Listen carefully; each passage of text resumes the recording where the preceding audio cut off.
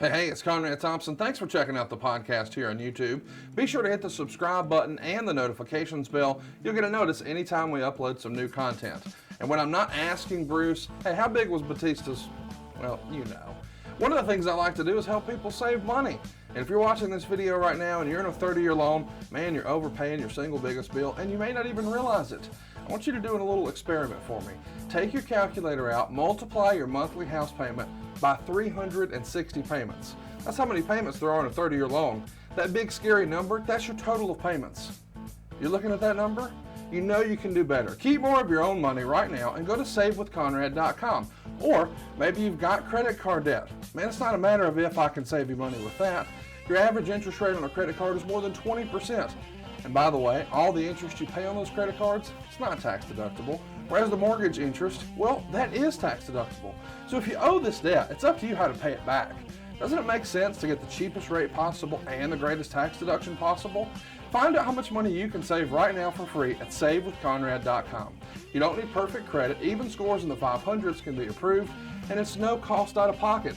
But maybe best of all, we're licensed in more than 40 states.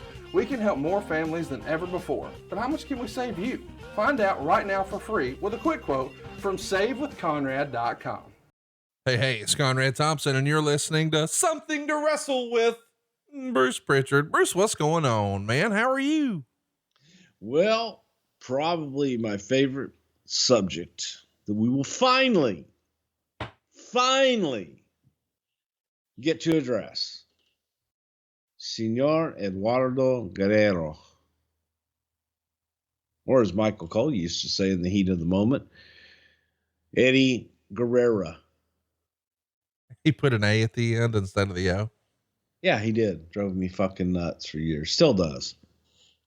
I think it's a South Texas thing. You know, like down around McAllen and all there, down in the valley. Those folks, for some reason, put an A instead of where O's should be a lot of times, at least in their pronunciation. It's like the Dave Silva. You know what I like? I like that your ass has been in Connecticut for about a year and you're already shit talking accents all over the nation. Shit talking Alabama, shit talking Texarkana. You're just, you've become one of them, Bruce. Are you eating shit talking to anybody? Are you eating your Snickers with a damn knife and fork now? Is that a trick question? Oh, you really do? How do you eat them? Well, I'm not usually a Snickers eater, but if I were, I'd use my fingers. But I just imagine. My wife gave me shit the other day because I had, what the hell did we have? Some kind of dish. It was an Italian dish and it had Italian bread and everything. And I took the bread and cut it up. Oh God, you've been hanging out with Vince too long. And I let it, I was letting it soak in the sauce. Oh, okay. Well, that's fine. And then I ate it with a fork. You're sopping it up. That's what we call it in the South. Yeah. Yes. I'm a sopper. Yeah. But the fact that I was doing it I actually would cut it up and then eat it with a fork, I guess kind of threw her off. Yeah. She thought you're too far gone. No, just, I enjoyed the bread and I enjoyed the sauce. And so two great taste great together. Listen, I'm excited to be here doing this episode. We have wanted to cover Eddie Guerrero for a long time. We decided years ago that we were going to do it on the unfortunate 15-year anniversary of his death, which was yesterday. We're a day late here on Something to Wrestle, but things are stressful these days, so we apologize for the delay, but we are very excited to be here talking about one of the greatest wrestlers that ever lived. And I'm not stressed. I didn't say you were. I said these are stressful times. It could have been me. I mean, everybody knows sometimes that my shows are a little late sometimes. I got a lot going on. Connie, what the fuck's the problem? I'm doing my best. Well, you know what? There's three kinds of people in this world. Oh God. I feel like I'm a talent right now. There's those that give it their best shot, and there are those that do whatever it takes. Well, I'm doing whatever it takes today to bring you Eddie Guerrero, Of course, we all know him as one of the greatest wrestlers that ever lived, but Bruce, you know him as a great friend as well. So this is going to be a very good show. Eduardo Gory Guerrero. You're gonna have to help me with this. Yanez, born October 9th, 1967 in Juarez, Mexico. Of course, Salvador Gory Guerrero was his father, a first generation wrestler, and Herlinda Yanez, the sister of a wrestler herself. And I guess it's like a Spanish custom to include both names. I'm learning things every day here on Something to Wrestle. See, Eddie's one of 6 children that the couple's going to have, along with Chavo, Mondo, Hector, Maria, and Linda. But there's a large age gap across all the siblings. Chavo, for example, was born in 1949. So Eddie's on the younger end. You've known the family for a long time, and you've sort of referred to yourself as an honorary Guerrero. Chat us up. When did you first become familiar with the family? I assume it's probably seeing some of the older family members come through the Houston market. Fuck no, man. El Paso, Texas, 1967, 1968 as a kid. I remember seeing Gory Guerrero, and Gory was the promoter of El Paso for the Amarillo territory that the Funks owned. So you'd come through and you work El Paso, and there was a ring announcer there, Saul Paredes. And Saul and Gory used to sit at the front door of the El Paso Coliseum to welcome everybody coming into the arena. And I remember just being like larger than life. There was Gory Guerrero. When you say larger than life to a 4 or 5-year-old kid, Gory was definitely larger than life, but in real life, Gory wasn't the biggest guy in the world. The events were presented on Monday nights with the likes of J.C. Dykes and the Infernos, Handsome Harley Race, and of course, the greatest of all time, Dory and Terry Funk, along with the patriarch of the Funk family, Dory Funk Jr. So I was exposed to Gory Guerrero quite early. You said the patriarch Dory Funk Jr., but you mean senior. Senior. Yeah, I did. Yes. The dad. Their goddamn dad. Of course. You don't have to cuss me. You don't have to get 3/4. I'm tired, Connie. I'm tired. I'm tired, and now you're yelling at me.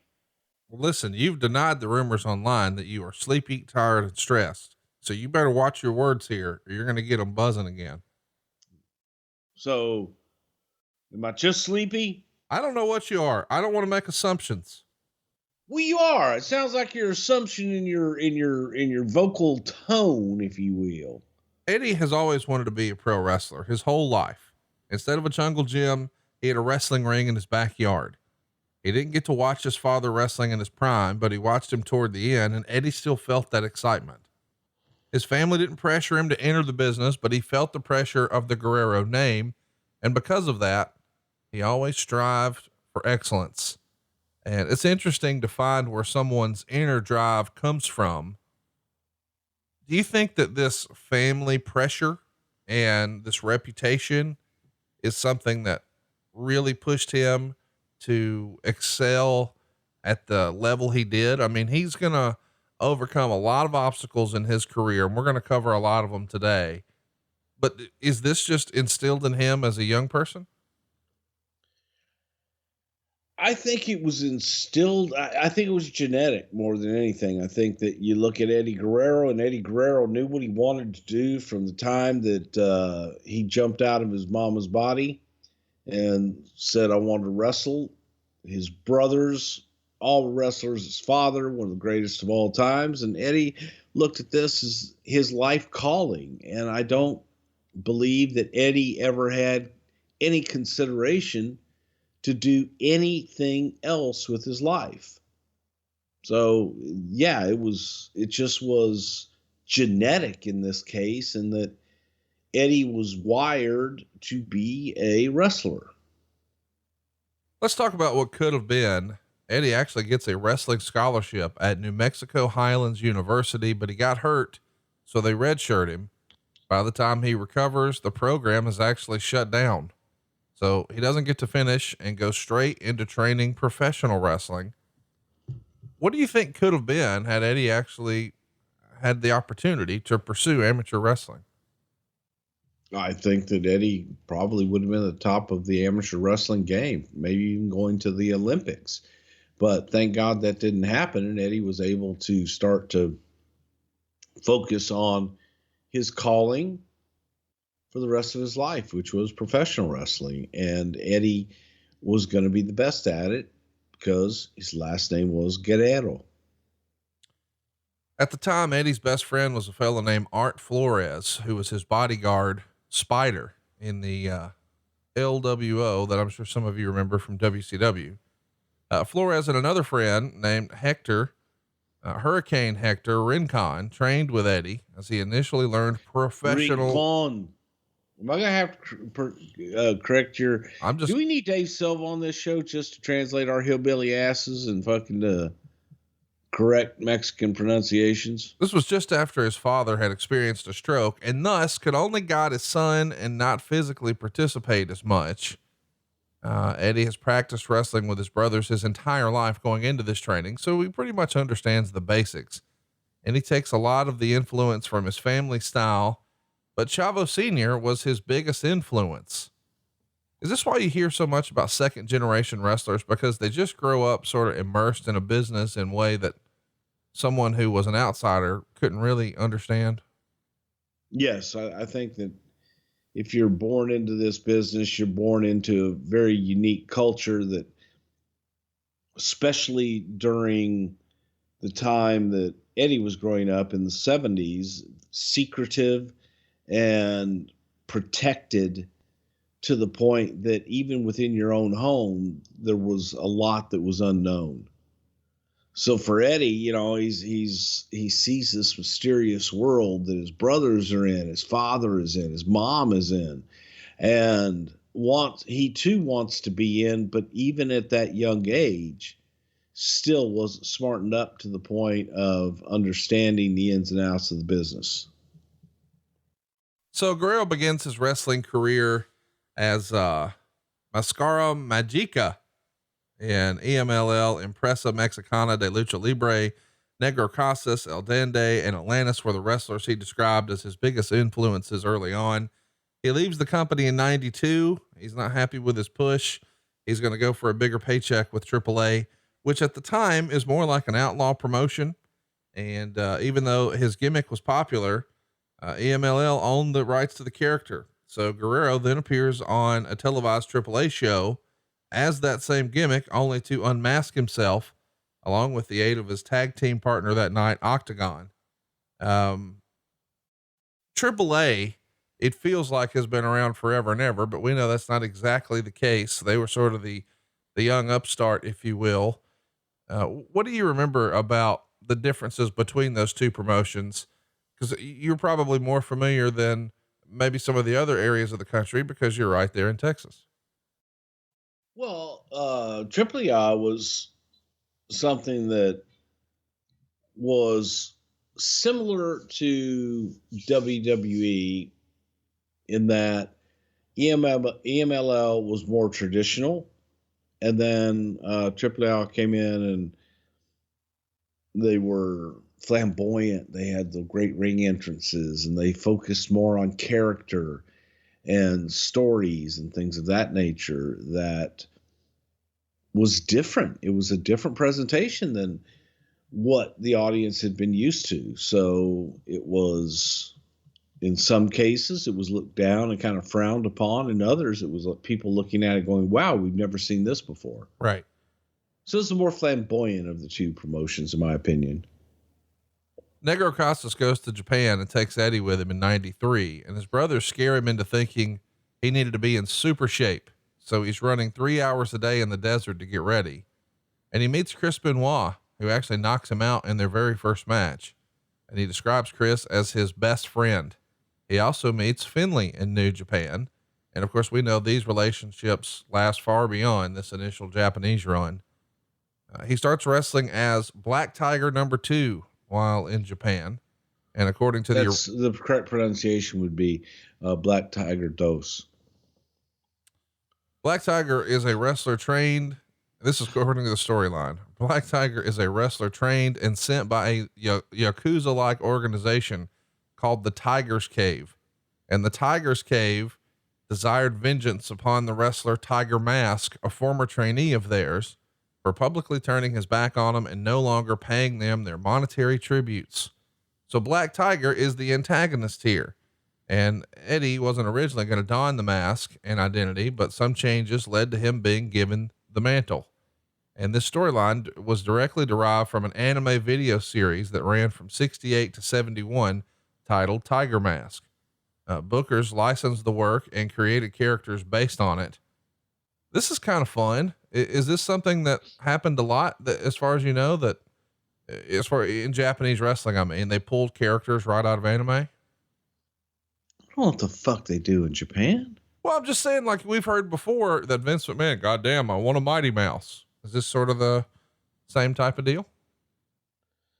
Who the fuck would want a Mighty Mouse and a Tiger Mask if you got Mighty Mouse? If you got Mighty Mouse, do you need a Tiger Mask? Oh God, it's going to be one of those days. Eddie becomes even more successful upon his return. He wins the 96 Best of the Super Junior tournament of junior heavyweights, where he faced Jushin Thunder Liger in the finals. And by the way, these Super J Cup deals became monster tape trading opportunities through the mid 90s. These were the most sought after tapes. He ultimately receives a shot at the IWGP Junior Heavyweight Championship, the Great Sasuke, at the Skydiving J, but loses the match. He, Dean, Benoit, Too Cold Scorpio, Sean Waltman, they're all tight with each other during the time, partying at night and wrestling during the day. And these matches, you know, as I said, become legendary amongst tape traders. Was anyone in the company paying attention to that? Like, would this have been something on Howard Finkel's radar, or does this just fly under the radar? This may be something that Howard might have watched. I really don't know. It was during this time, especially, there was more of an emphasis on larger athletes, and the junior heavyweight wasn't something that we were really looking to expand in at the time. So it was, okay, great. You know, just kind of looked at as this was Japanese wrestling, or this was the AAA wrestling and things like that. Let's also talk about, after this tour of Japan, he comes back to Mexico. He's going to mainly wrestle for AAA, teaming with El Hijo del Santo. Hijo del Santo. And they're sort of the new version of the Atomic Pair, which is the tag team his father had been in. Eventually, Pareja Atómica. After Guerrero turns on Santo, he allies with Art Barr, and they become the Pair of Terror.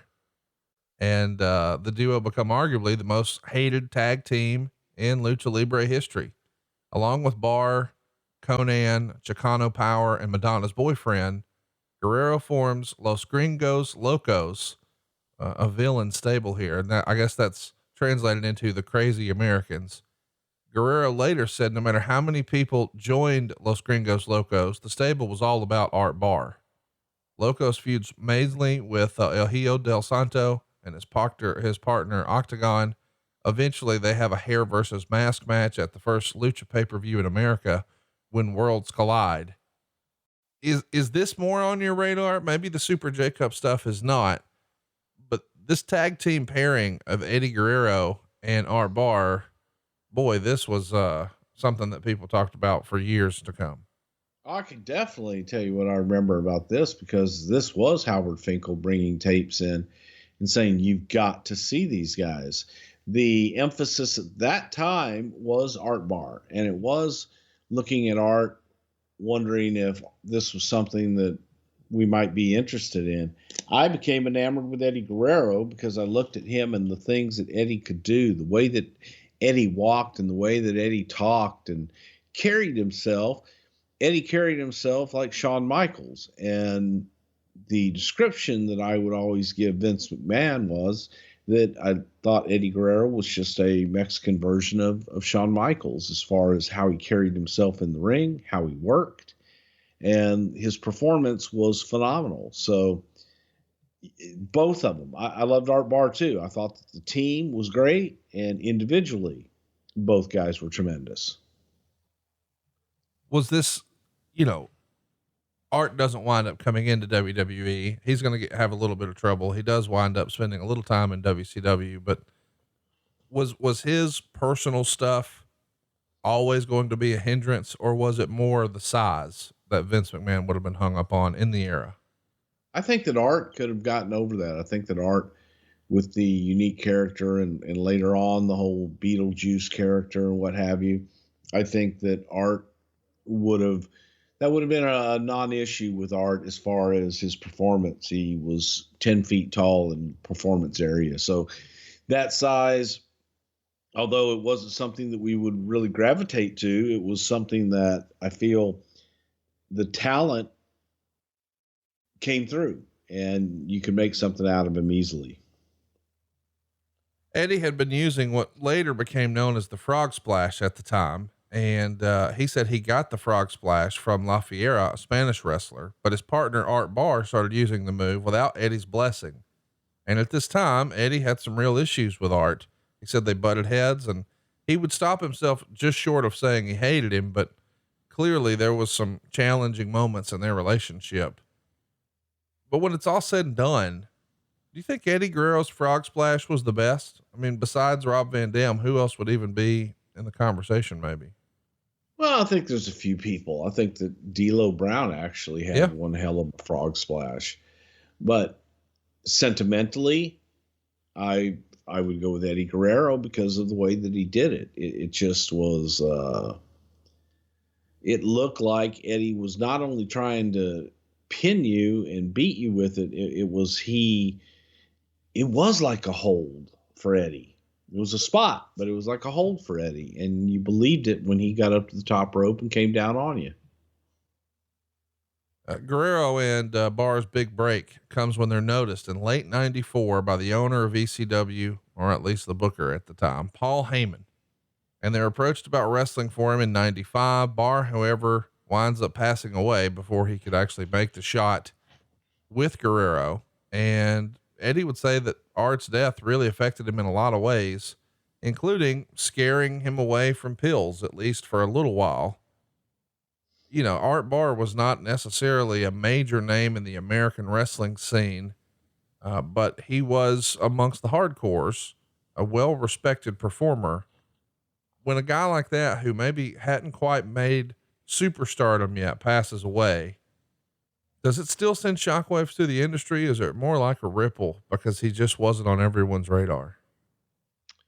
Of course it does. And for Art, his father, Sandy Barr, had been in the business. So Art was also second generation and had spent the majority of his career in the Pacific Northwest working for Don Owen, had done some other things, but really made a name for himself in Mexico. And people had taken notice. So Art was at a place that maybe things were going to change for Art Barr and that he would break out of whatever bubble that he had been in for all these years. And people did know Art Barr, and they did like his work, because back then I think most people would make a jaunt through the Pacific Northwest and see Sandy Barr and Art Barr, and just he was the best known unknown in the business. So as we said, Eddie winds up joining up with ECW, which works out really well for him. He wins the television championship from Too Cold Scorpio in his debut match on April 5th, 1995 at Three-Way Dance. He goes on to have a series of acclaimed matches with Dean Malenko before they both get an opportunity to sign with World Championship Wrestling later in the year. He winds up losing the TV title to Malenko on July 21st that year, but gets it back just a week later on the 28th. And then ultimately drops it back to Too Cold on August 25th. And the next day they have their last match, which is going to end in a draw in a 2 out of 3 falls match at the ECW arena. And after the match, the entire locker room empties out and the two are carried around the ring by their fellow wrestlers. And the crowd is chanting, "Please don't go." This series of matches here with Eddie Guerrero and Dean Malenko became legendary for not just the performers, but ECW. And I've always been curious, knowing the working relationship you're going to have just a few years after this with Paul Heyman and ECW, why wasn't the WWF interested in Dean Malenko and Eddie Guerrero? Was it WCW solely pursuing the cruiserweight division? And without that, cause that was not a priority in the WWF, they just weren't really checking all the boxes. I think more than anything, it was their size. Yeah. It's just, they were not the biggest guys in the world. So, who do you help change Vince's thinking on that? And I know we hate to talk in generalities, but we've often heard that the old Vince McMahon test from way back when was, do they turn heads in an airport? Do they stand out? And a lot of that is based on size. And we had these big hulking monsters through the 80s when Hulk Hogan was looking for a monster factory of opponents. But Bret Hart was the champion at this time. Shawn Michaels is going to be the very next year. And they're not the biggest guys. They're not small men. I'm not suggesting that, but they're not 6'5" bodybuilders. Is there a time where you can say this guy changed Vince's mind? I think Shawn and Bret are probably the two that were able to break through those barriers, imaginary barriers as they were, that they were able to kind of work through it and get noticed. Let's keep it moving here. Eddie's biggest break happens when he gets this call from Kevin Sullivan. It's a chance to come to WCW. Sullivan has one promise. Eddie won't be jobbed out like a lot of the other smaller wrestlers, but he only promises him opportunity. His first year there is like a dream.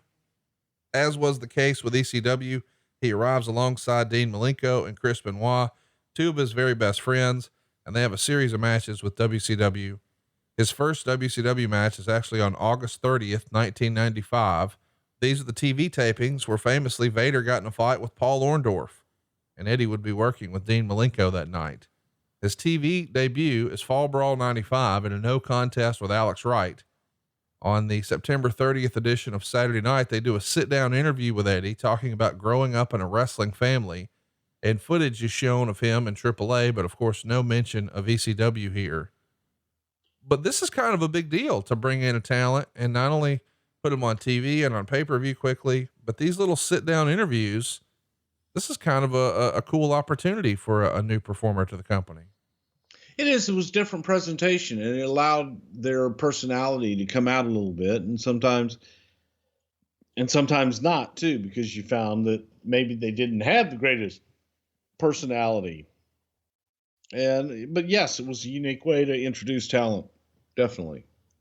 Eddie's going to round out 95 in matches against Pillman and Disco and Jerry Lynn and Big Bubba and a handful of other guys. But one of his biggest matches happened on December 18th. He finally gets to work with Ric Flair in Augusta, Georgia. Flair gets the win, but of course he cheated. Damn it. Bastard. The classic moment happened at the January Clash, though, on January 23rd, 1996. This is the famous moment where Brian Pillman is trying to work the entire industry, and Pillman pins Eddie Guerrero with a crossbody and grabbing the tights for leverage. But around the 2-minute mark, Pillman grabbed at Bobby Heenan by the jacket, and Heenan responded with, "What the fuck are you doing?" And that makes it out on the air. I don't know. It's sort of fun to think about 1996 WCW and all these shenanigans. And I kind of forgot Eddie was even involved in that match because all anyone was talking about was Pillman and Heenan.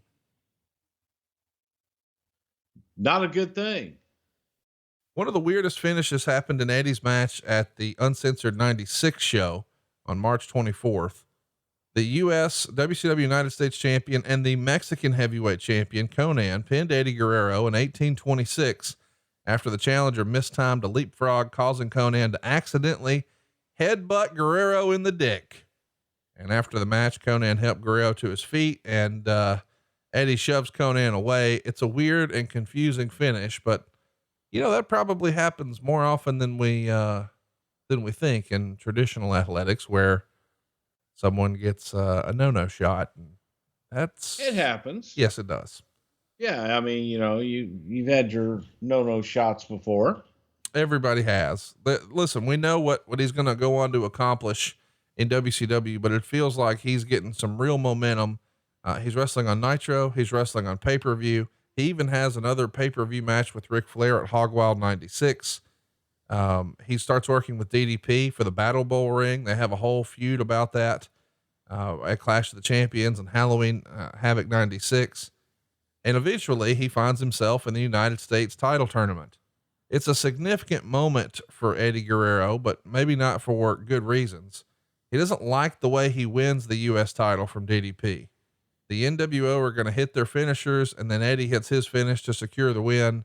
And he sort of thinks it hurts him as a baby face, because, well, he's smaller and a minority working in front of largely Southern wrestling audiences. So it's going to be hard for him to be a babyface when you've got these cool heels.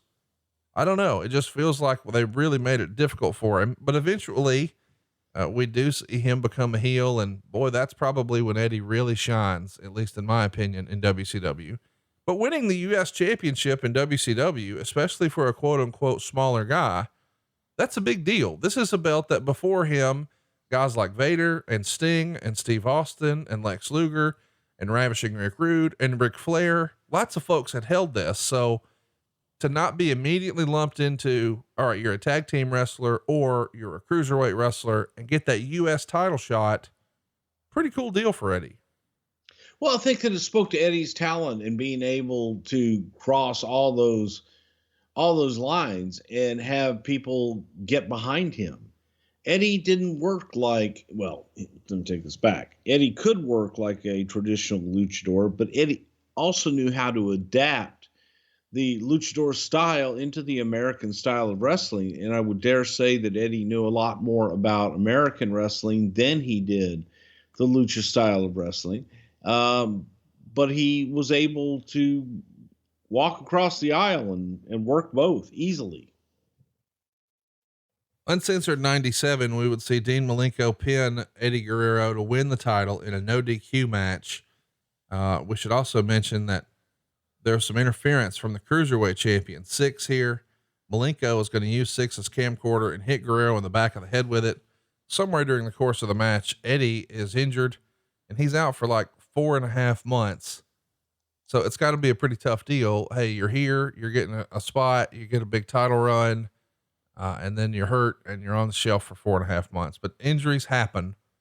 But since the match with DDP, where all of the NWO interfered, the fans had started to boo Eddie a little more and more. So when he comes back from injury, he's a full blown heel. And this is really where our legendary Eddie Guerrero was born. The major moment happens on June 9th, 1997. Jarrett is wrestling the U.S. champ Malenko, and Jarrett defeats Malenko to win the title by submission after Eddie Guerrero, with his arm in a sling, comes through the crowd and hits the frog splash on the champion behind the referee's back.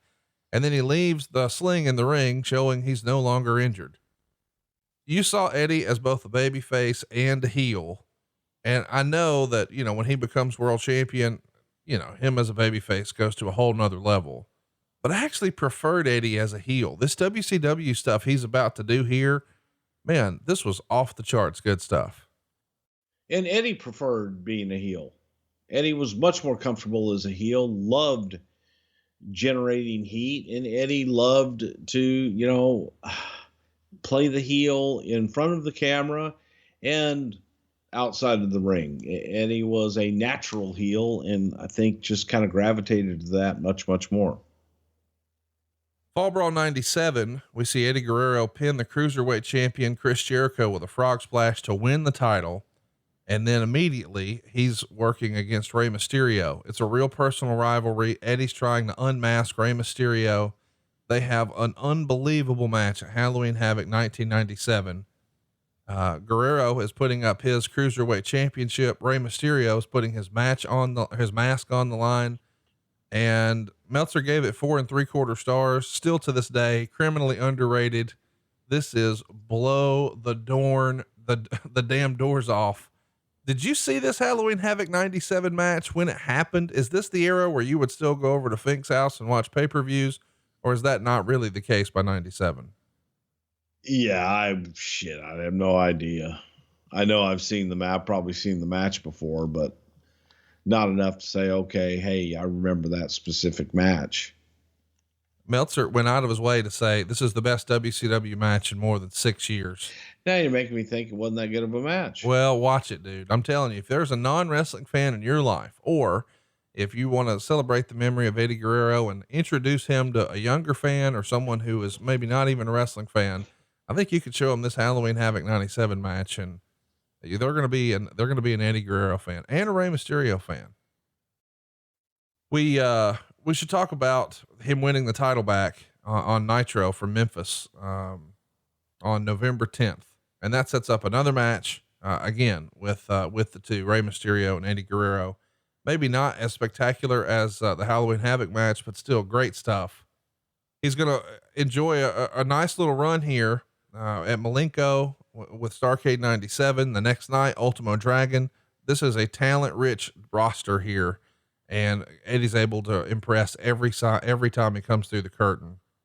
When did he start to be on your radar? We know that Jericho is going to come in and make a big splash, and all of the radicals are going to get over, with WWF audiences when they come over in 2000. But when was Eddie like, all right, Vince, we gotta take a look at this guy? Man, I go all the way back to Los Gringos Locos and Eddie's partnership with Art Barr, because that was revolutionary at the time, and Eddie stood out all that time. So when Eddie went to WCW, personally, I was disappointed, because I was kind of hoping that you're always looking for stars to fit in a certain demographic. And to me, Eddie Guerrero was that mega star that fit for the Hispanic market. And it was also a case of, as I've always said, if you pigeonhole someone, they will remain pigeonholed. I just thought Eddie Guerrero was such a great talent that we were missing the boat. And I wanted him all the way back from Gringos Locos, and Eddie was not available. So it's just interesting to me, when a guy goes out and it's one thing to have a big run in Mexico or in Japan. It's another to do it in ECW, but it's quite another to work on primetime television on TNT. It feels like at this point he's a proven commodity. But maybe not so much to Eric Bischoff, because this is the era where he has a sit down with Eric where he's asking for a push and a raise. Apparently Bischoff gets frustrated, and depending on who you believe, because Lord knows that Bischoff has denied it. And I think even Guerrero says that Bischoff accidentally knocks the coffee over. It's not really throwing the coffee at him, but that became the storyline on air. They do a sort of a work shoot promo where he's going to ask for his release. And then when he comes back, he's going to form the LWO, the Latino World Order. This feels like you would have absolutely loved it. Did you actually own a Latino World Order t-shirt? This feels like something you would have been all about. No, but I'll translate that into Espanol for you. No. Let's talk about the big moment that's coming. That's going to be, very important over the course of Eddie's life. New Year's Day, 1999. Eddie Guerrero cheats death. As he described, he took GHB before leaving the house, which was really popular in this era of WCW. He goes on a ride to the convenience store, but blacks out on the drive. He's doing 130 miles an hour when he flips, and he's ejected out of the T-top convertible he was driving. His liver is bleeding. He's got a broken hip socket. He's going to suffer for many, many years because of these injuries. And, he's anxious to get back in the ring, but the doctors tell him it's going to be no less than 8 months. And maybe that would be very, very aggressive.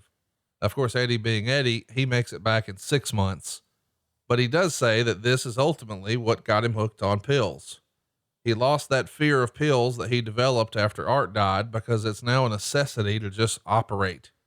And in the late 90s, these opioids really became a thing. they're marketed as non-habit forming, something now we know to be untrue. And there's been major class action lawsuits, and it claimed a lot of folks, and famously a lot in the professional wrestling industry.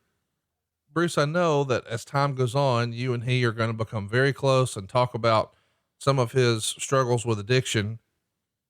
Is this really the catalyst for all of it? This horrendous car wreck that nearly took him? But I don't know if it was a catalyst, but I also don't know if you would remove this moment in time of Eddie's life, which was somewhat self-destructive, how the rest of his career would have turned out. So it's pivotal as far as what happened and the results after the fact, because it pretty much did change his life forever. And, you always get sad when you see this happen to someone and you are helpless for a while when someone gets hooked on pills. He comes back to WCW on the May 31st, 1999 episode of Monday Nitro, and he's a founding member of the Filthy Animals alongside Rey Mysterio Jr. and Conan. They fuel with the Insane Clown Posse and Vampiro, and then they start a feud with the Revolution. At some point, what the fuck did he do wrong to have to go through that debacle? Well, Vince Russo's here, and eventually he gets replaced by Kevin Sullivan. And Eddie said he and the rest of his crew were really hopeful when Russo came in, but when he's replaced with Kevin Sullivan, all of their hope is lost and they all want out. You should remember behind the scenes to provide some context. Eddie is super tight with Dean Malenko and Chris Benoit and all those guys. And Chris Benoit has now famously, situated himself with Kevin Sullivan's wife. So in a way, the boys, sort of form their own opinion of what they're going to do and not do. They pull together here, and maybe it's not the scale they needed to, but Eddie Guerrero, Chris Benoit, Dean Malenko, Perry Saturn, Shane Douglas, they all go to Bill Bush to demand change. And Eddie says that Bush felt threatened and didn't respond well. And the Radicals, as they would come to be known, wanted out. They had conversations with Paul Lee. They were even considering going to Japan, but to their surprise, they called the WWF and New York is interested. The problem, of course, is, according to who you believe, Shane Douglas was on the outs with the company, so they're going to move forward without him. And I know that would be hurtful to Shane, because they sort of kayfabed him on that. Guerrero asked for and received a release from his contract on January 19th. And then he's going to sign with the WWF, and fellow stars Malenko, Benoit, and Saturn will join him. This is all in January of 2000. We've done a whole episode on the Radicals. So I'm going to encourage you to go listen to that in the archives, but briefly take us through, the overview of how this whole jump happened, Bruce. Well, the four guys were definitely not happy with WCW. In their mind, when Russo came, this is what they needed to have a fresh start and to be able to do something different, non-traditional wrestling with Russo at the helm. So it was a moment of hope, and then they quickly came into a moment of dread when they realized what exactly they had there and or didn't have. So WCW, I guess, made the change to Sullivan, and there was some personal heat with Sullivan where these guys did not feel that they would be treated fairly moving forward.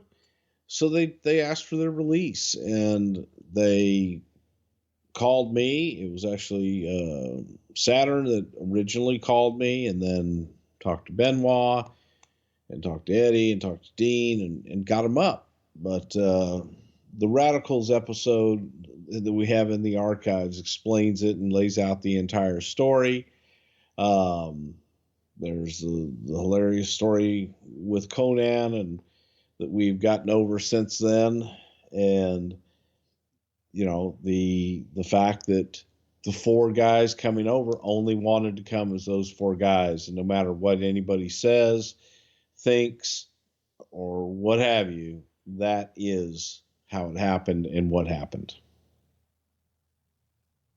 How excited is Vince? You know, he's still trying to, obviously the company has surpassed WCW here. They're well in the rear view, but this has to feel like another way to sort of put your foot on their necks if you're Vince McMahon, right? Dude, WCW by this point was dead. Yeah. Yeah. It's like stepping on an ant. Who cares? No, not the mindset in any way, shape, or form. It was the addition of 4 brand new talents who were extremely talented at what they did. That's the excitement there. And having Eddie and Benoit and Perry and Dean all at once, it was an inflection of new talent, guys with history. So it was a lucky break and one that we definitely went for. The group shows up on Raw sitting ringside January 31st, 2000. And, very quickly they're booked in ring competition to try to win matches. In typical WWE fashion, they go 0-3. Listen all about that in the Radicals episode. I really take Bruce to task. One of the things I saw in my research here, based on you and Dave Meltzer's extensive fucking, history and booking and writing television. So anyway. No. You were trying to get these new guys over. So you beat them all. I got it. That's how you get over. Yeah, you get over. Put them in a story. How do you get guys over? How many matches did Ric Flair win? At least 16 of them. Okay. Over 75 years. I'm just saying, you don't have to get 3/4 hot. So he wasn't over because he didn't win matches. No, I'm not saying that at all. I mean, yes, you are. You're saying, that's how you get guys over. You beat them. No, I know that's the WWE way. Whenever you bring in another talent from another promotion, you want to beat them as fast as you can, because that's how they get over in WWE, with losses, right? Sometimes, yes. That's what I'm saying. I mean, I don't know why we're arguing here. I'm agreeing with you. No, you're doing your thing. No, I'm not. Listen. They just beat them because they came from WCW. No, it's not why. There's a story behind it. What was the story? The story was they came in and they were underdogs and were fighting from underneath. And lost. Yeah. And then they overcame, didn't they? Oh, I mean, that's what I'm trying to. Two of them became world champions. Boy, we buried the fuck out of them. Oh, goddamn. Let's have them come in and make them world champions. God damn, you guys buried the fuck out. They came in and lost 3 in a row. Boy, you're never going to be able to do anything with them ever again. That's stupid.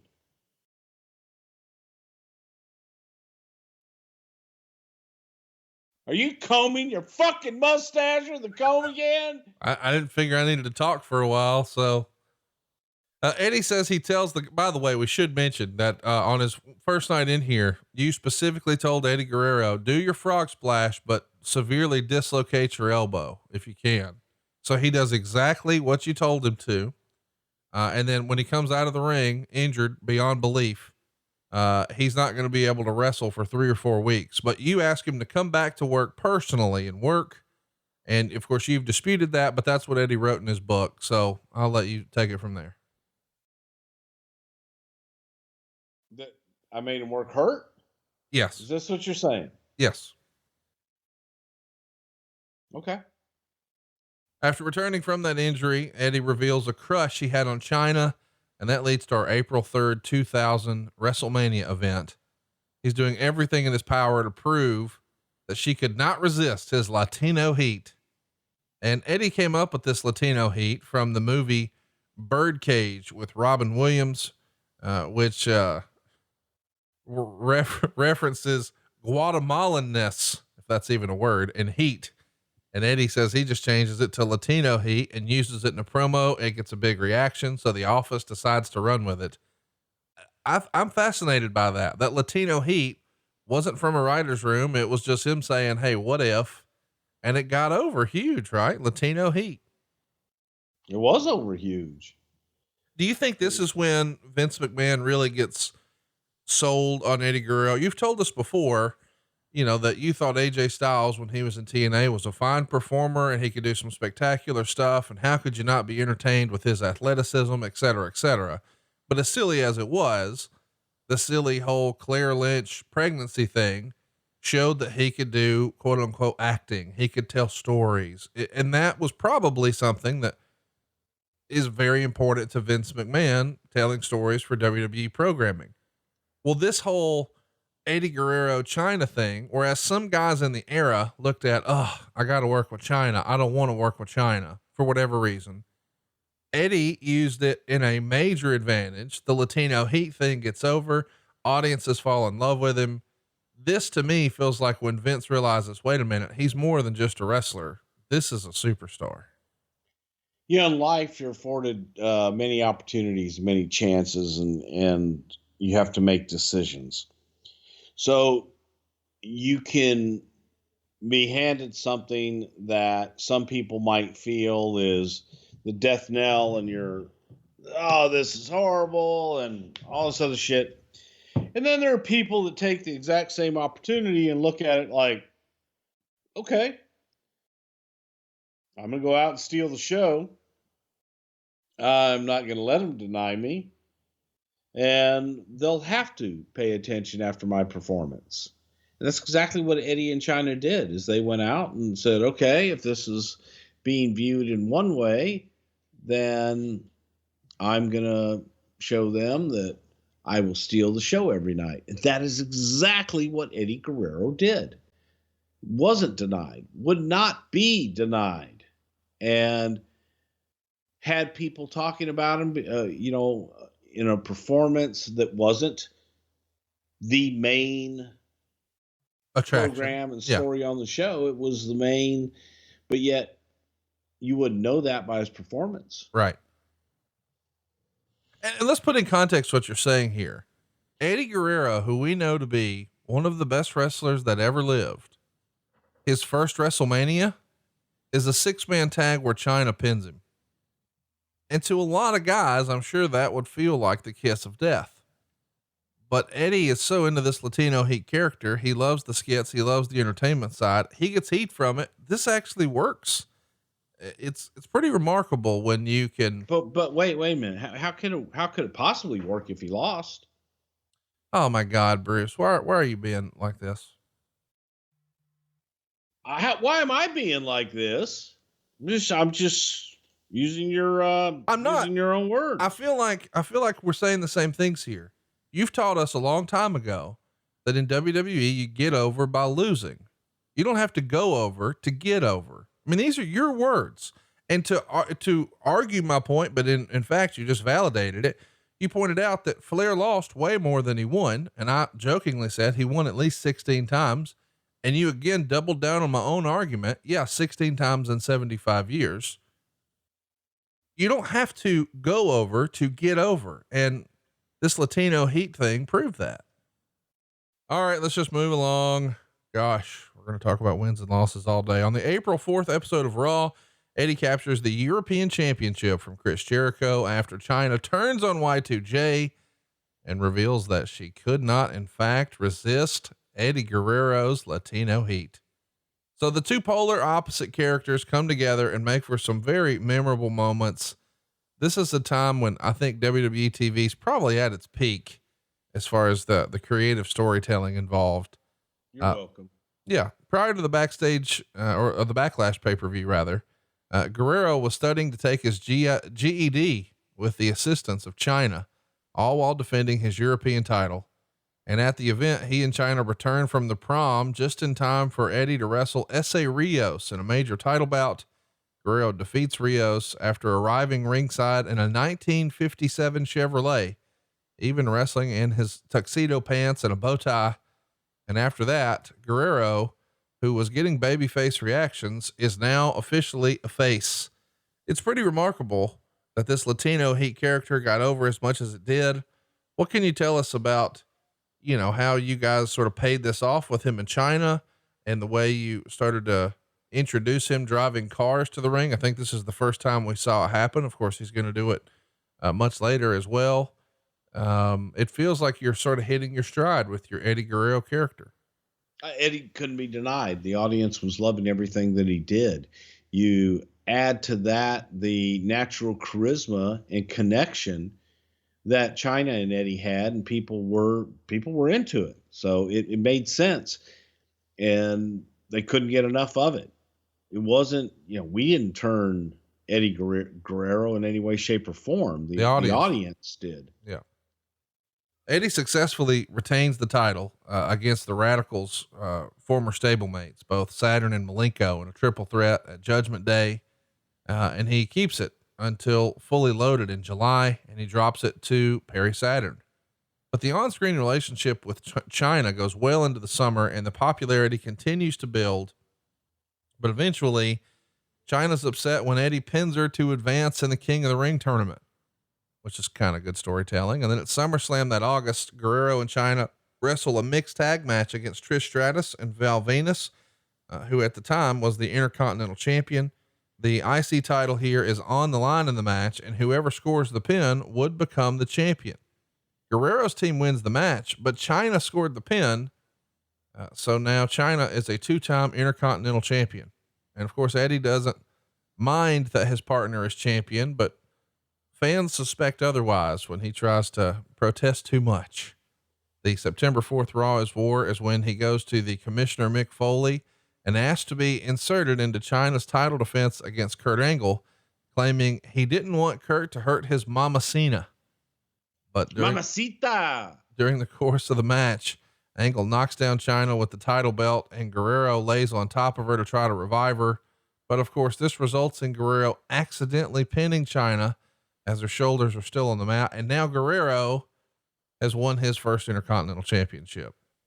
He spends weeks trying to get her to believe that he didn't intentionally take the title from her. Bruce, this is just good stuff. What can you tell us about this storyline?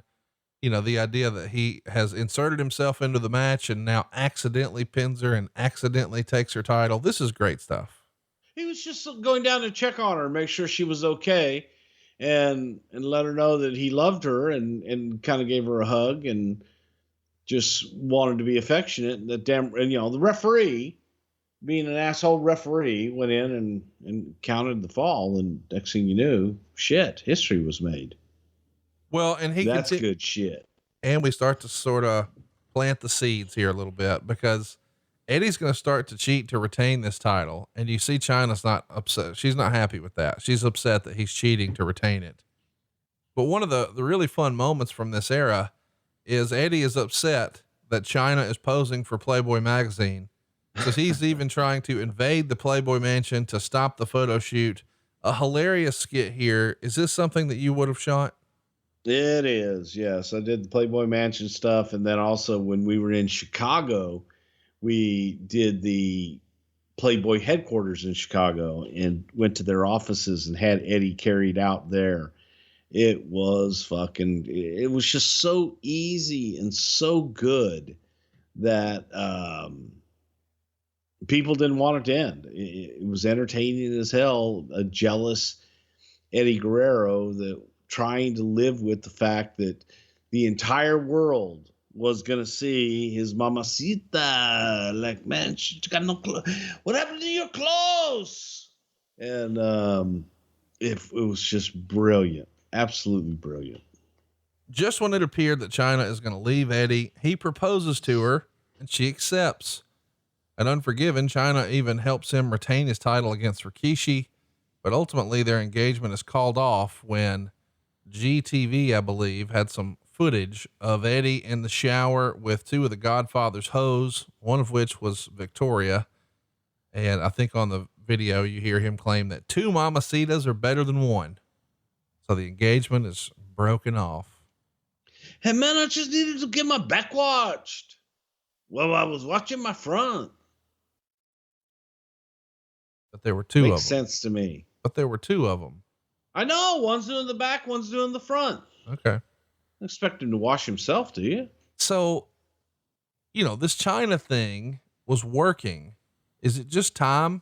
What were you ready to do more single stuff? Was she done with the storyline, or did creative just feel like, okay, it's ran its course? Well, it's kind of a combination of both. You want China to go on her own with the Playboy stuff, and Eddie, in many respects, was stealing the show there. Yeah. So it was time to move on with Eddie as well. So of course they didn't need each other anymore. Guerrero has now turned heel as a result of the incident because, I guess cheating on your fiance, that's a heel move.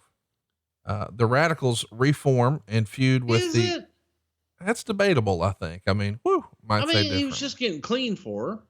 Yes, that's true. He was trying to be considerate. Right. So the Radicals are reforming here. They're going to feud with a reunited DX, which is China, Billy Gunn, Road Dogg, and of course, who could forget K Quick. They defeated DX at Survivor. What's up? What's up? What's up? They actually defeated DX at Survivor Series in an elimination tag match and assisted Triple H in his match with Stone Cold Steve Austin. Guerrero is later defeated by Billy Gunn for the Intercontinental title on the Thanksgiving Day episode of Smackdown.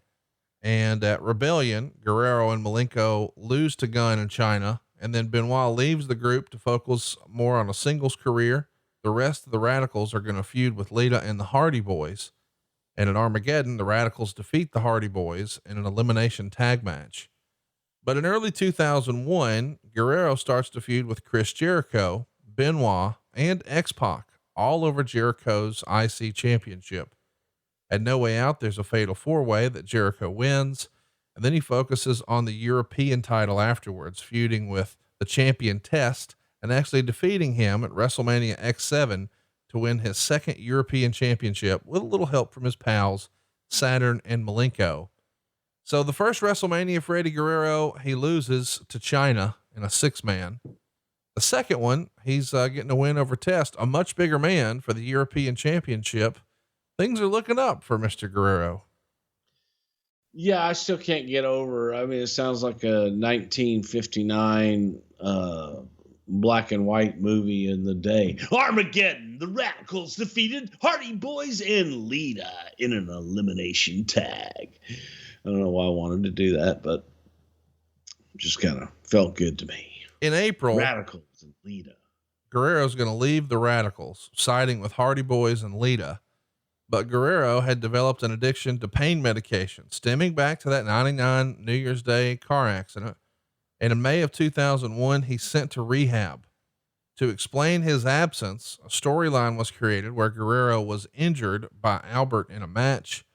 And on November 9th, 2001, he's arrested for drunk driving and subsequently released by the company 3 days later. A lot to unpack here. We should add some context. WCW and ECW both go out of business in early 2001. So for him to get sent to rehab in May of 2001, fresh off of a WrestleMania title victory, this is not the best situation to be in professionally. What was your relationship like with him here in May of 2001 when you sent him to rehab? Do you remember the conversation? You know, this is kind of where our relationship just started to get closer, and where Eddie started opening up to people a little bit more because Eddie realized he needed help. And that's the first step a lot of time, when you stop blaming everyone else for any issues that you may have and you accept it and look in the mirror, realize that, okay, you know what? It might've been me. So I was trying to help Eddie through a lot of this stuff, and the best thing for Eddie at the time was probably to go away. Eddie needed to have ramifications, and Eddie needed to lose something, I think, to realize that if he doesn't change his ways, things will be bad. Well, it didn't exactly work. He's arrested November 9th, 2001 for drunk driving. When you guys make the call to release him, or you get the news of the arrest, what's the reaction? Do you feel like, man, he's getting too close to the sun here, we need to do something different? I probably felt a little betrayal, but just sadness. And you want the guy to succeed so bad. And Eddie could be his own worst enemy at times. But the decision had to be made. Eddie had to have ramifications and had to lose something. In this case, it was unfortunately he had to lose his job so that he could understand you can't continue living your life the way you are. Well, it's got to be a punch to the gut. He's going to get sober after this, for good. He gets on a program. He gets help from his friends, but most importantly, he took responsibility. He works the indie circuit and he eventually gets a shot to come back April 2002. So he's only gone for 5 or 6 months, but in that 5 or 6 months, he made quite the impression across the indie scene.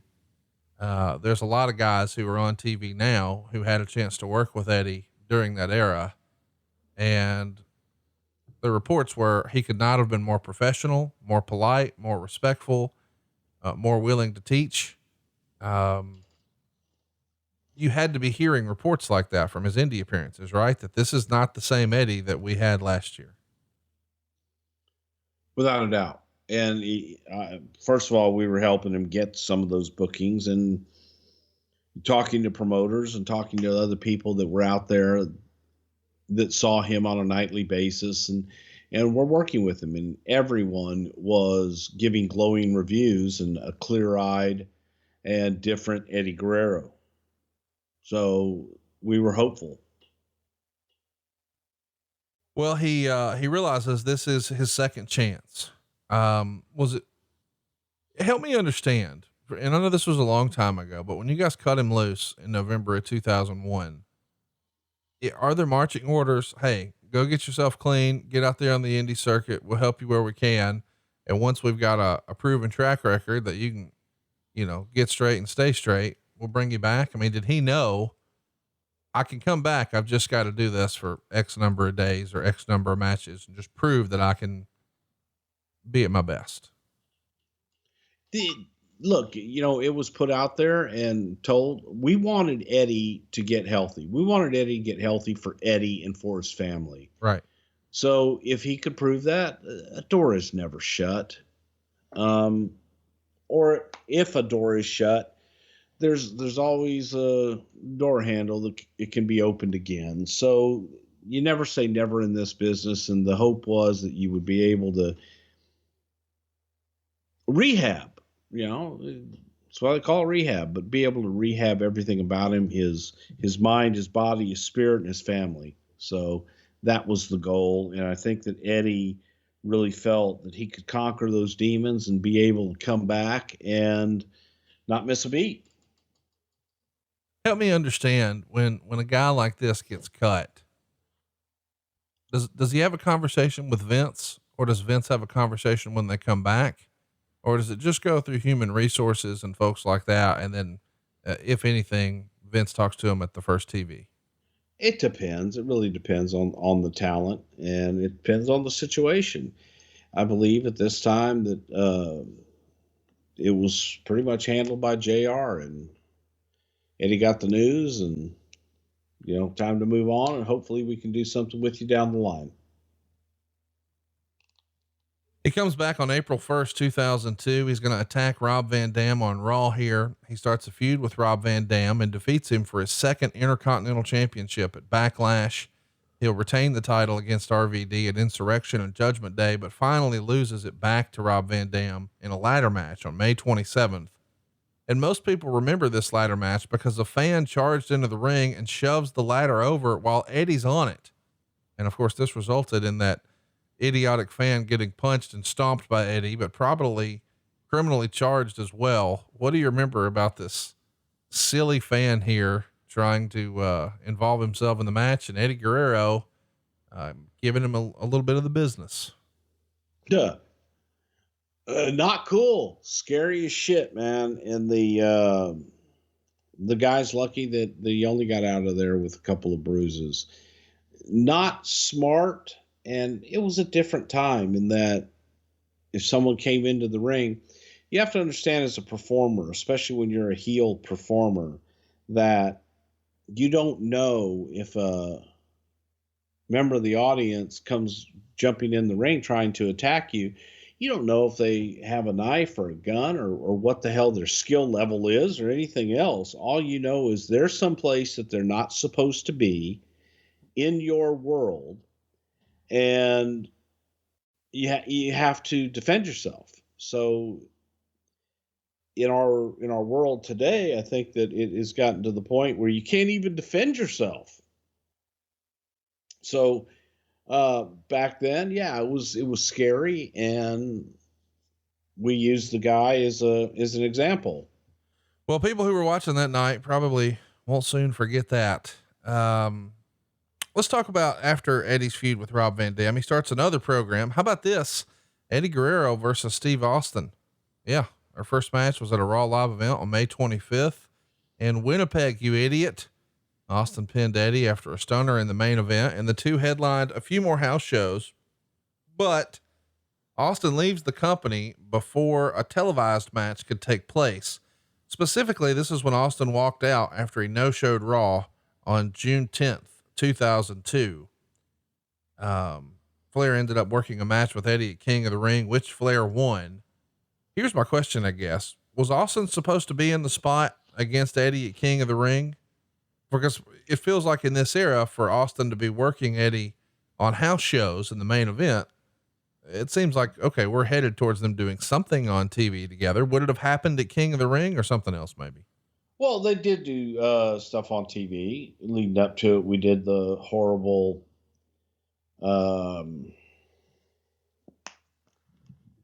barroom karaoke thing where Steve sang and Eddie was there to heckle, and that was a hell of an ordeal because of Eddie's addictions and everything. Eddie was uncomfortable being in the bar and, you know, having a beer on his table and things like that. But it was, look, Eddie, you're a performer or you're not. And he got over it pretty quickly.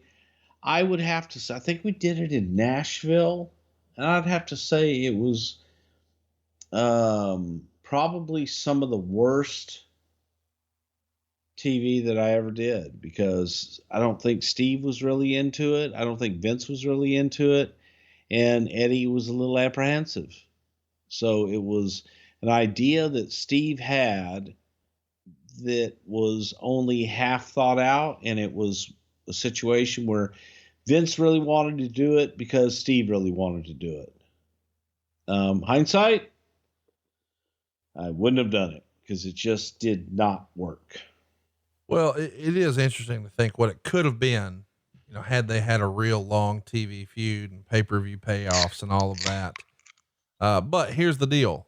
Benoit and Eddie are now a team. Benoit is going to return on the same night Eddie lost the IC belt to RVD, and they stick with each other through the summer.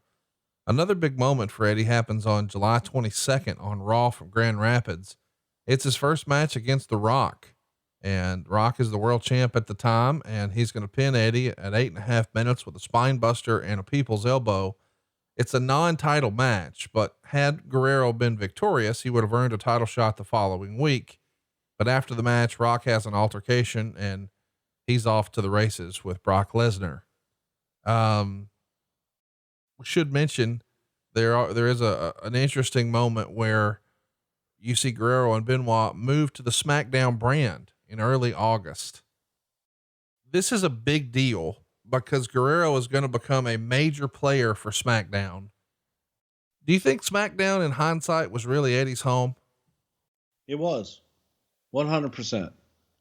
And I think that was somewhere that Eddie could flourish and not be having the pressure. You also think about it. I mean, SmackDown had the potential to have more homes. SmackDown was broadcast at the time, and shit. Yeah. I think that whenever you look at who made certain brands and what brands made certain talent, that SmackDown and Eddie Guerrero definitely go good together. He's immediately programmed in a feud with Edge. Ultimately, Edge would win the rivalry. And then he's involved with Kurt Angle in an angle. That's fun to say. And then Eddie aligns himself with his nephew Chavo, and they form the tag team Los Guerreros. And in contrast to a previous WCW storyline, Chavo fully agrees with his uncle about their slogan. We lie, we cheat, we steal, but at least we're honest about it. And to push this new tag team, a series of vignettes are produced, which include things as the two finagling their way into a rich lady's house and throwing a pool party. And the segments really are a shot in the arm for the audience. The popularity of this team on the other side of these vignettes is hilarious. This feels like this is a Vince idea. Is this Brian? Is this you? Are you there for the shoot? What can you tell us about these? No, I didn't do the shoot. As a matter of fact, I think Adam Panucci might have done the shoot. But it was guys at the studio that did it. And we just had this idea of Eddie. You know, what does Eddie do? He lies, he cheats, he steals. Right. And you think about it, to get ahead in the world, sometimes you have to lie and cheat and steal. So the audience, you think that that's going to be a heel character, and you think that people, they lie, they cheat, they steal. Well, I think most people could identify with that and fell in love with them all over again, because they did it with a smile on their face and a gleam in their eye that what they were doing was right. And what they were doing is, man, it's okay, man. Everybody knows we lie, we cheat, we steal, man. We love you. It's okay. It's great skits. The pool inspectors who just want to party, the parking valets who just want to go on a joyride. The duo enter the 8-man tag team tournament for the tag titles. They're going to sneak past Rikishi and Mark Henry in the opening round and then start a feud with the newly formed tag team of Kurt Angle and Chris Benoit. In one of the team's definitive moments, Chavo tells Benoit that his former friend Guerrero was assaulted by his tag team partner Angle. Benoit runs to make the save, only to have himself locked inside a room. Guerrero then appears in the room and assaults Benoit with a chair. Benoit and Angle manage to overcome their differences and eventually defeat Los Guerreros in the tournament semifinals. And later, of course, Benoit and Angle would win the title. And Benoit and Angle fight for a trophy for being the first time tag team champions, but much to their surprise, Los Guerreros help him win the match. On November 7th, 2002, WWE World Champion Brock Lesnar pins Eddie Guerrero in a non-title match in 6 minutes and 41 seconds with the F5. This is their first match together. Nobody could have probably predicted what this is going to look like a couple years later, huh? Yeah, actually, I think they could have, because I think it was the way that Eddie worked with Brock and the way that Brock worked with Eddie. They knew how to work with and for each other. So it was essentially the first time, and looking at it going, you know what? This could work, because Brock was able to accentuate Eddie's positives and vice versa. At Survivor Series, Los Guerreros win the tag titles. Guerrero makes Mysterio submit to the Lasso from El Paso to win their first tag team championship. Where's your lasso come from? And they turn due to their popularity. So they're big baby faces now. They're ultimately going to drop the belts to Team Angle, which is Charlie Haas and Shelton Benjamin, in early February on SmackDown. And they start a feud together, and both teams find themselves in a match at WrestleMania 19, along with Benoit and Rhino. They're all vying to be number one contenders for that tag title. Ultimately, they do not wind up victorious. Haas and Benjamin win that triple threat.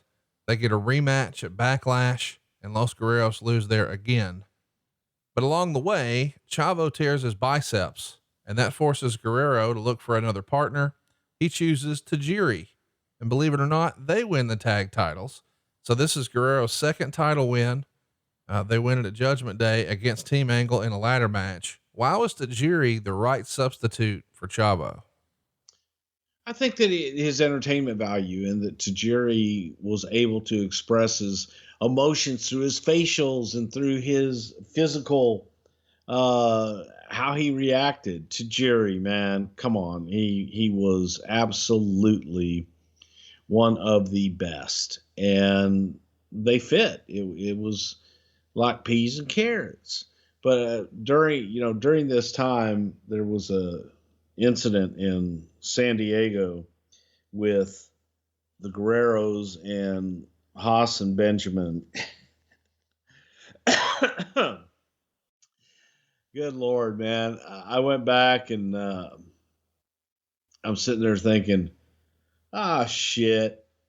They're all pissed off, and I think that Charlie and Shelton were in the locker room, and Chavo and Eddie went in, and I don't remember. I think it was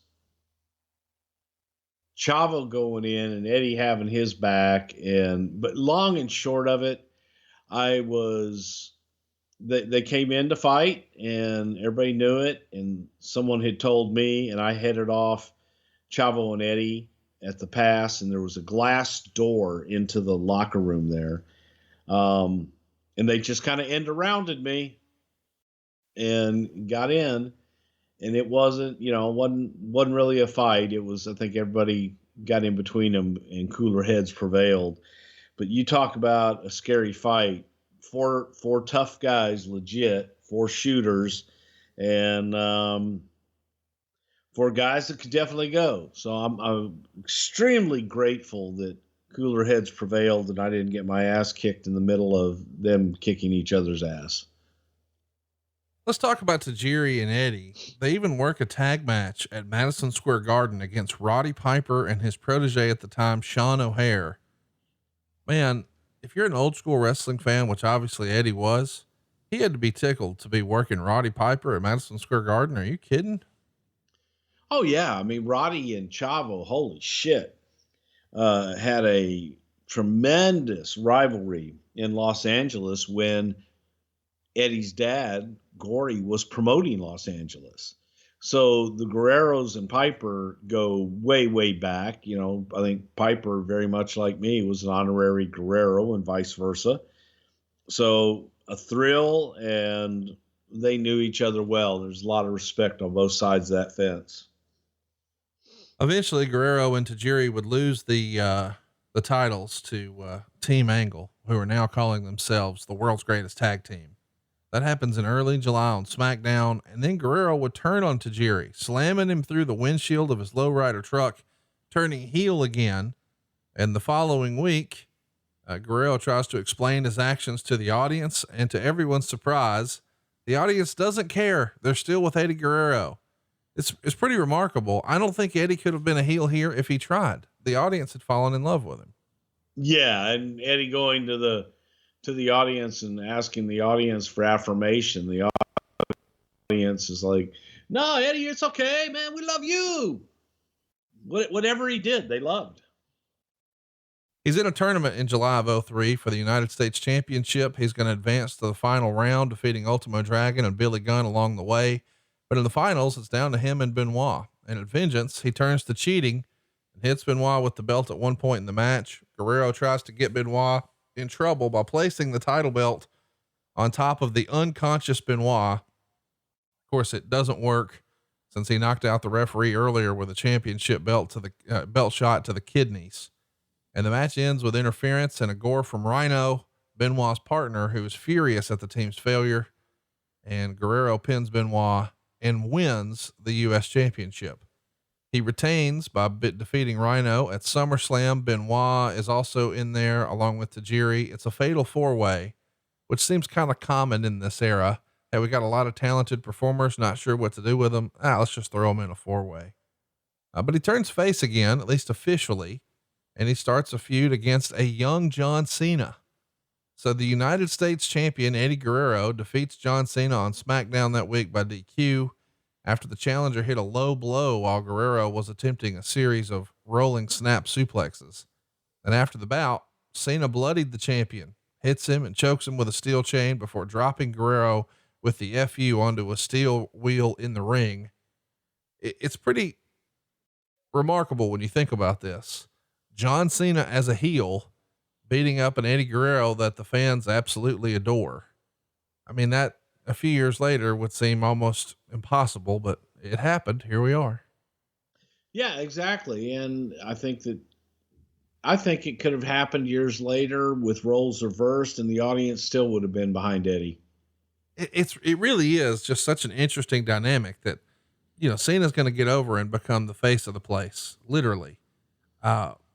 but it's like the fans, to your point, still would have cheered Eddie. And they had a pretty memorable Latino Heat parking lot brawl on SmackDown that airs on September 11th when Eddie pins Cena with a frog splash off of a minivan onto Cena. He's on the hood of an adjacent car. And in that match, Chavo makes his return and attacks Cena. Any memories of that production? Whenever you're working with cars, it feels like the risk is really leveled up.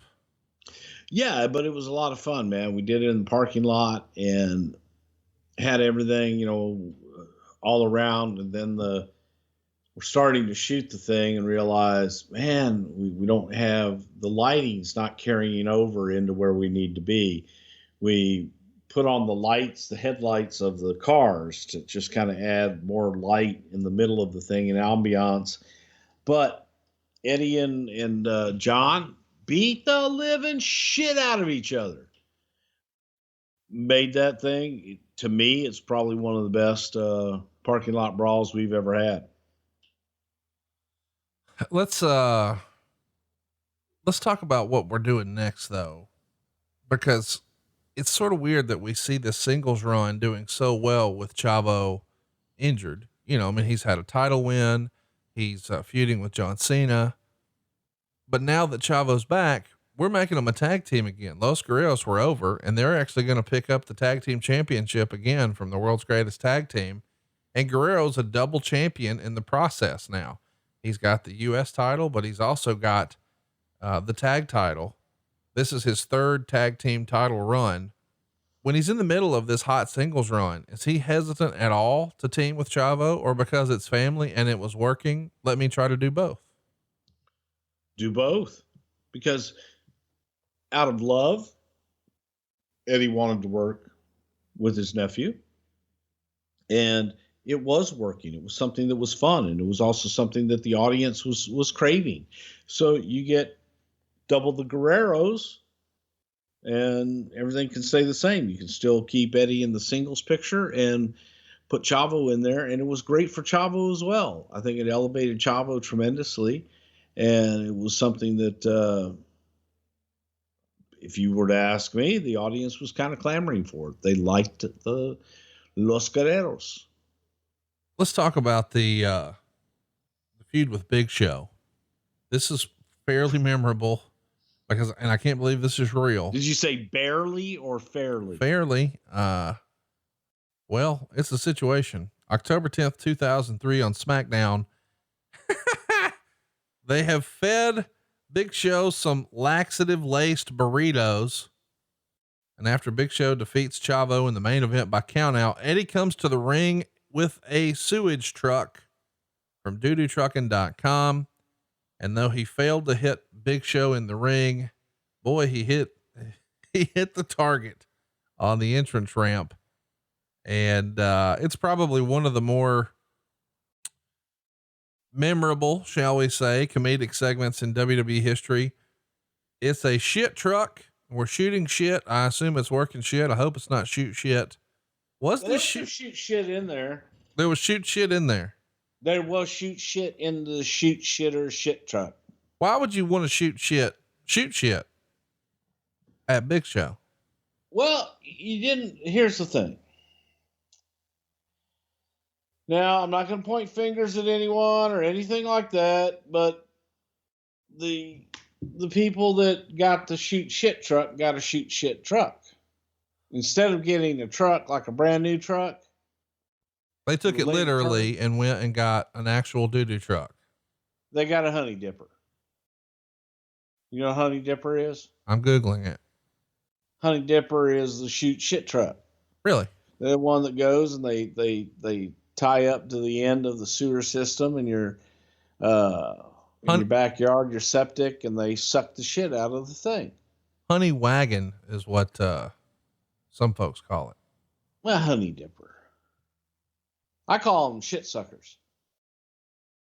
So anyway, they went and got an actual honey dipper. They actually got one that had been in service, and the idea. They're like, well, we'll just clean it out. Oh, right? no, that's, yeah.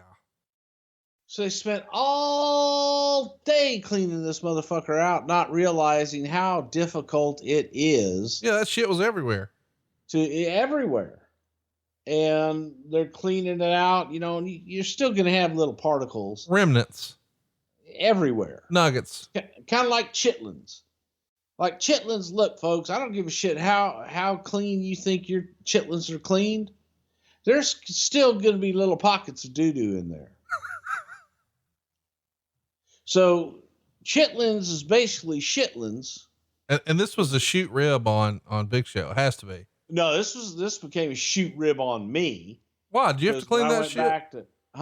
Did you have to clean the shit? How's it a rib on you? Well, while they were cleaning the shit, they worried about something else, and one of the shit cleaning hoses came out with scalding water and came flying out of the truck and just split my head wide open. And yeah, it was wonderful. But so wait, the shit truck cut your forehead. Yeah. The hose that was cleaning the shit truck came loose with scalding hot water and like bam, bammo zammo across the head. I was a little pissed off. It sounds like you were shit upon. No, I didn't get no shit on me. But because it was a clean hose, it was a cleaner hose, but it fucking fucked my head up. So anyway, now you get to the shit part, and so clean all the shitty shit out of the shit truck. Right. And then you put clean shit in the shitty shit truck. Right. So it was like mud and just all kinds of other things, and then various assorted food particles and things like that. Then it's like, well, it's got to smell like poo-poo. So put a couple of smell additives into it, and you have the illusion of stinky poo-poo. Which I remember thinking, you know, if I'm in the front row, yep. Right, but it's completely non-toxic. It's 100% safe. It's just, it looks like it, and it's going to smell like it now. I said, well, that's my point. Looks like shit, smells like shit, must be shit.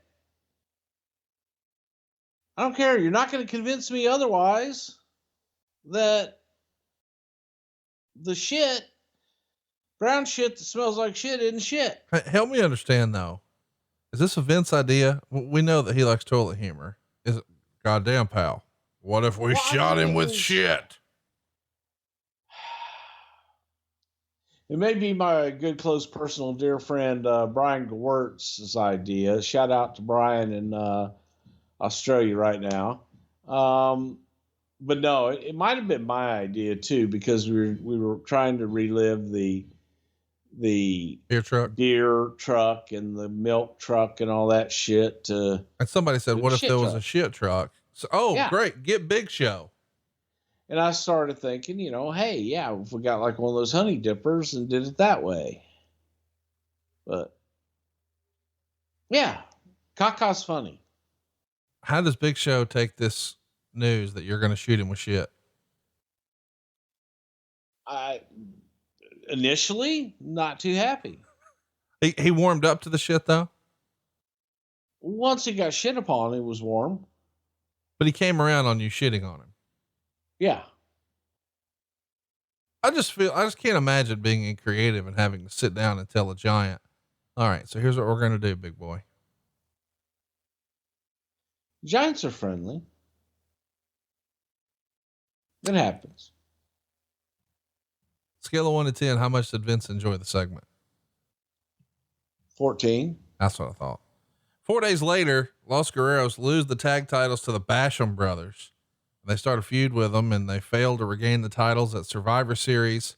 And that develops a little bit of animosity. The relationship starts to go downhill.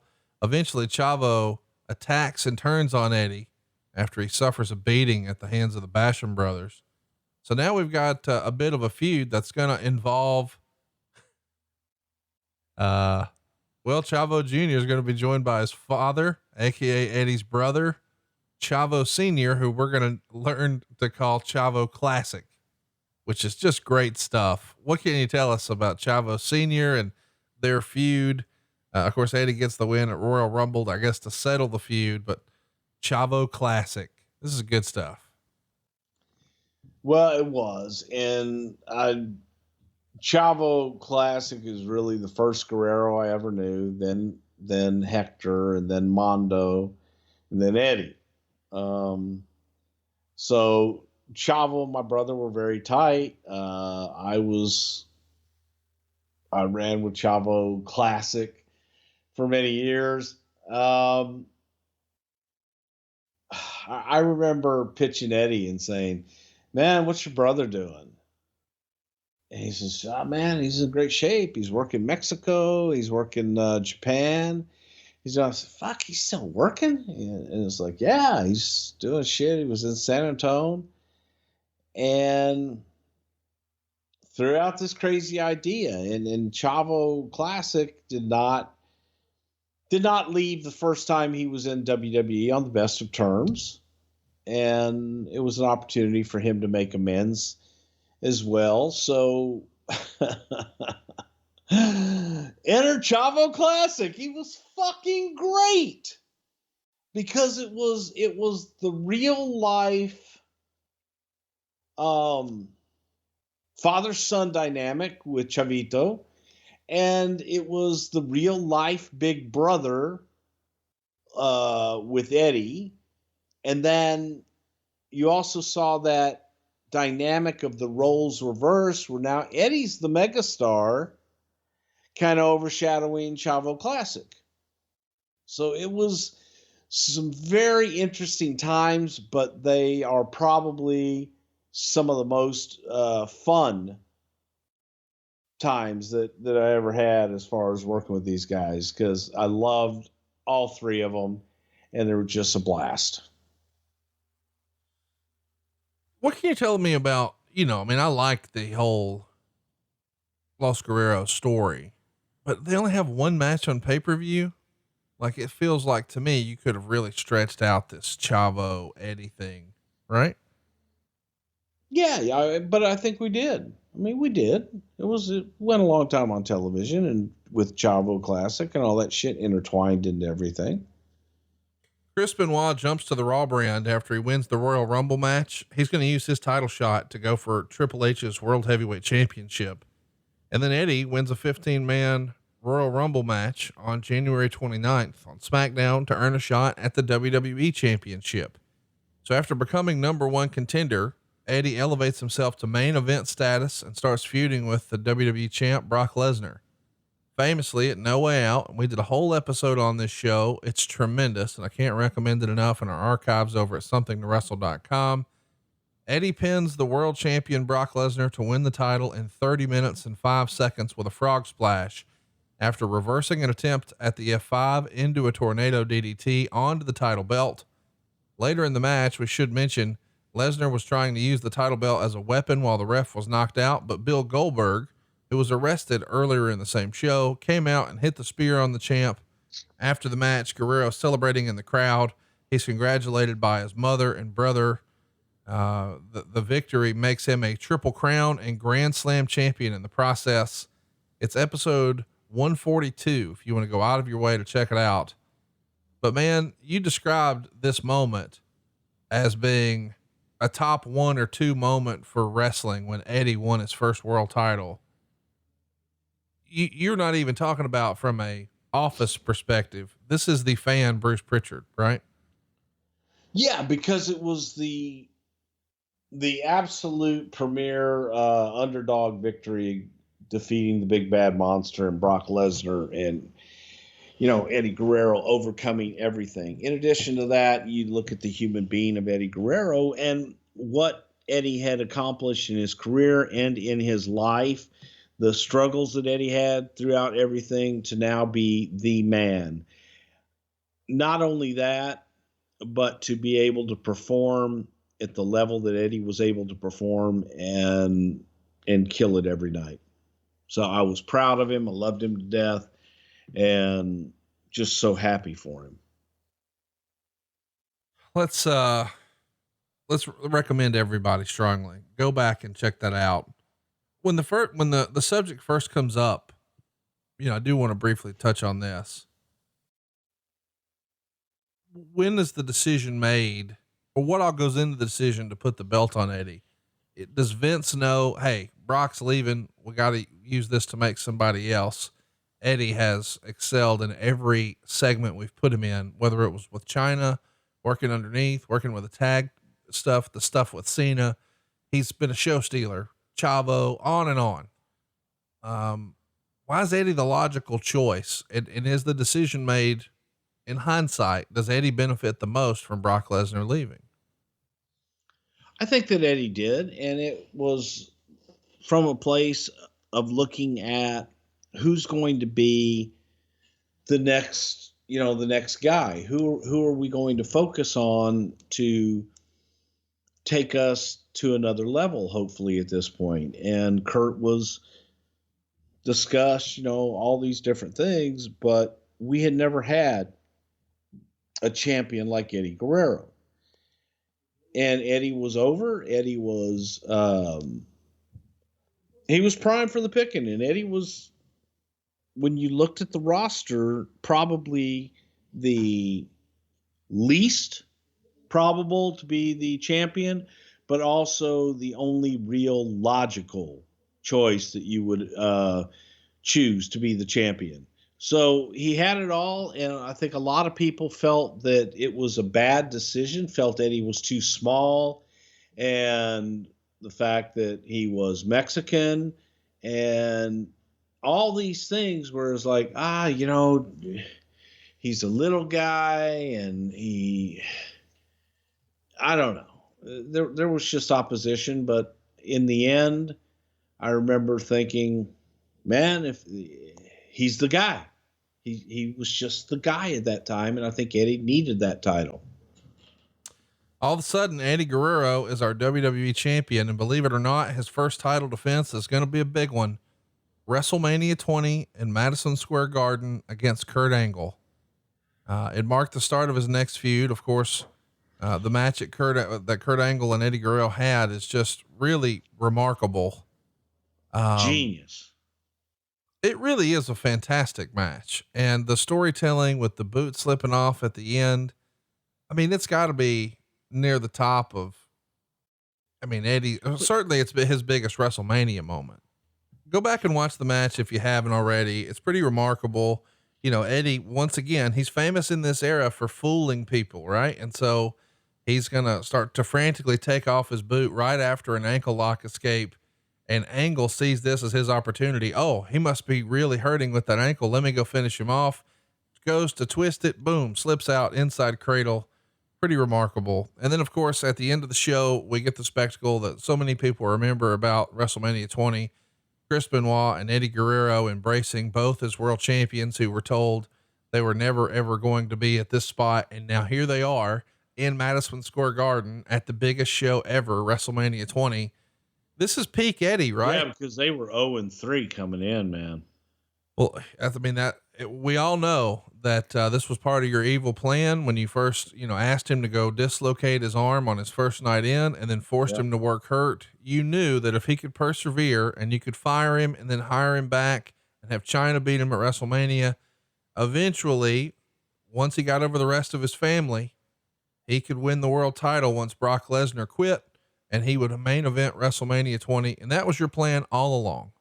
Yeah. But is people out on the West Coast and your dirt sheet people would like to say, I think I will steal a line from your good friend, Jim Hurd, who summed it up that they just dream shit and lie. By the way, you're mentioning my good friend, Jim Hurd, because you saw the interview that we did over at adfreeshows.com. What'd you think? I thought it was tremendous. And I think that for anybody that they should, listen to it. And, again, my takeaway, as I said to you, it's funny when you talk to people who were actually there and in the business decisions and not just hearsay and rumor and innuendo and bullshit. It's pretty much the same things that come out, as far as how business was done and what was conducted, and not always how it was reported.